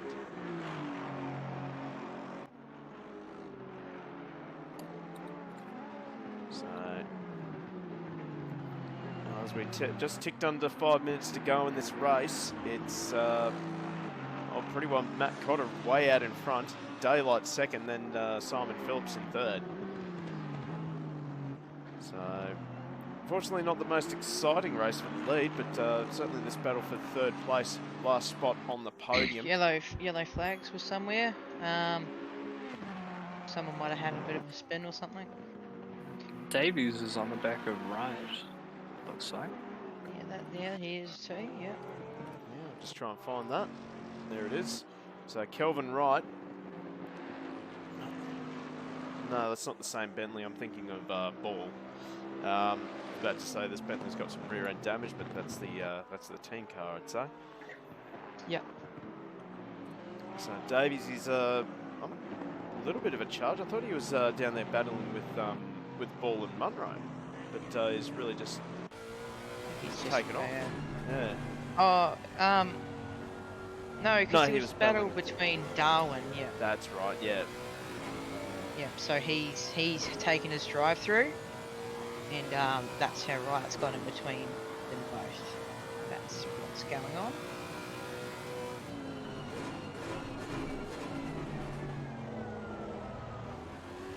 As we see, that gap is got out to nearly a second between. Yeah, it's gone to 1.3 seconds now between Bell and Dowd. In fact, there's also another battle going on just a little bit behind between John O'Ball and Chris Munro, and this is really tight, actually. Yeah, they're very close. I've been monitoring it, and they've been very close. This is the car that's got a lot of damage on the back of it, so he's going to be vulnerable in a few places. So in these faster corners where you need that rear end stability, he's not going to be as strong. There is also a battle going on between A. Thomas and Strintos. They're right on each other. Let's see if I can't find that battle as well. Jeez. Oh, what's going on here? Okay, so, yep. So Strintos, I think he may have had a little bit of a lose. And Thomas had to back off a little bit, perhaps. I might actually think he might have been the one with the yellow flags, possibly. Quite possibly. We had that minor spin or whatever happened down at third to last quarter.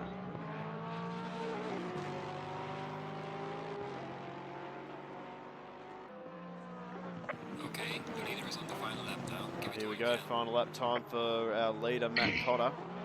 There's a lot of damage on the front of this Lexus here. Oh, Thomas, he's almost had a lose there, so that'll pretty much put an end to that race. So we'll try and rejoin the battle between Munro and Ball. As soon as I find them, there's got to be an easy way to do that.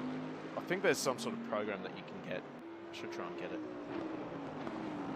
So as Chris Munro tries to pry for a move between to get past the Bentley of Ball. Was that right?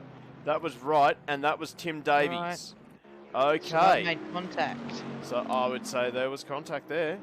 That now this positions for the final top 10 spot. Yeah. So that'll be Munro will be hoping to get past. I have to have a quick look at that incident. I don't think there's enough time to look for that incident because here's our leader, Matt Cotter. He's on his final lap, It's coming up to the last few corners. This has been an absolutely brilliant display of driving from Matt Cotter. He's, you could say he got lucky in race 1, but, well, race 2 certainly proved that it wasn't a fluke. Yeah, he's done a very good drive. He's just driven away from the pack.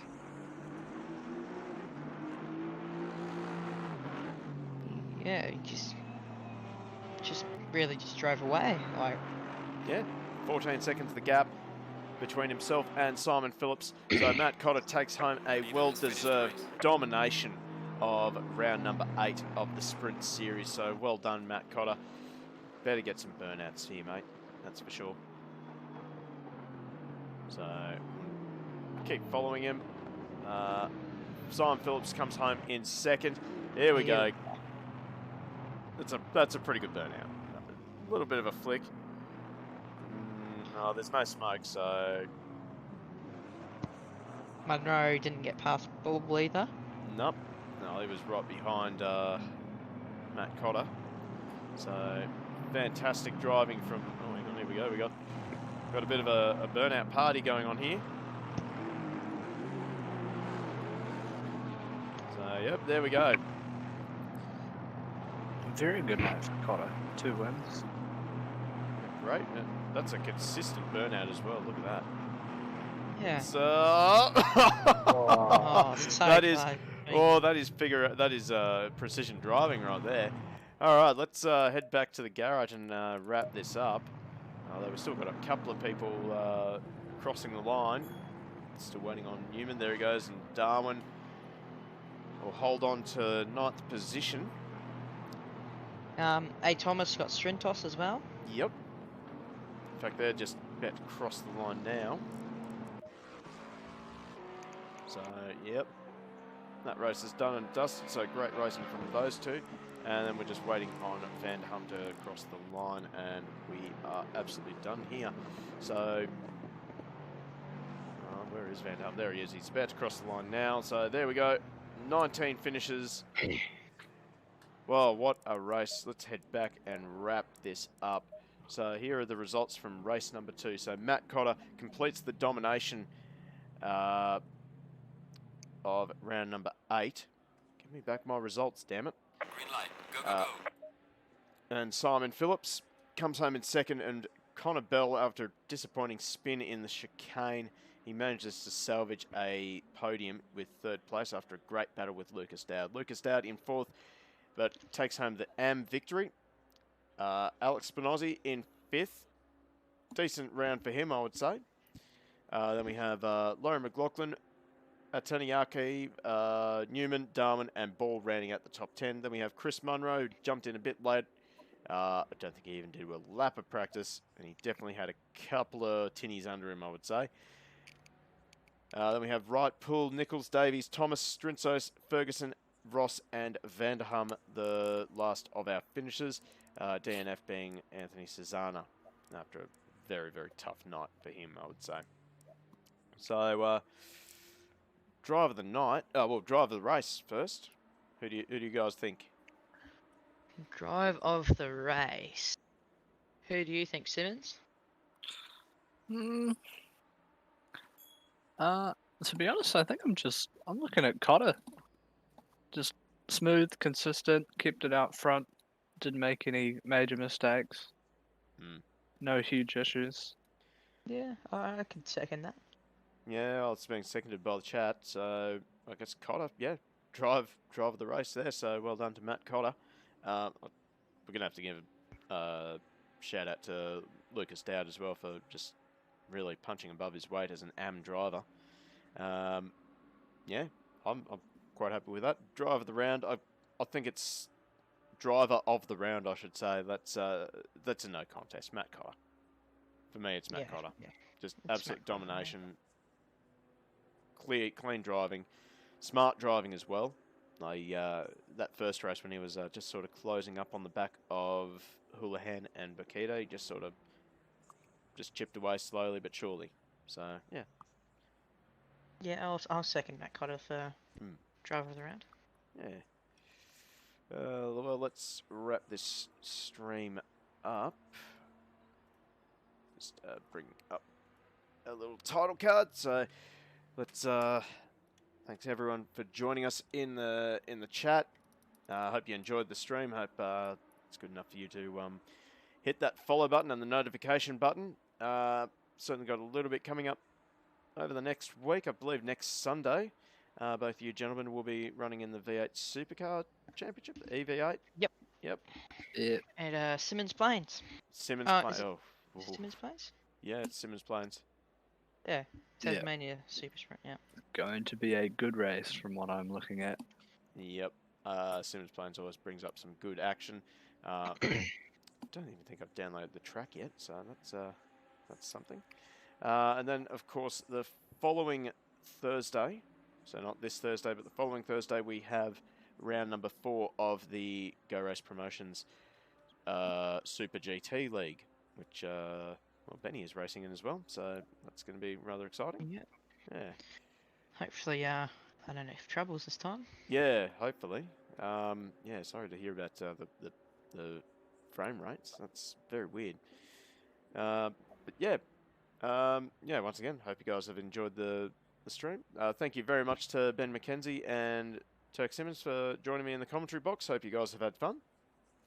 Yeah, it was a But good different. first experience. Yeah. Yeah, it's certainly different being on this side of the box, on the track. Sorry. So yeah, thank you very much for joining me. We will wrap this up. Thank you very much for joining us. We will see you next time.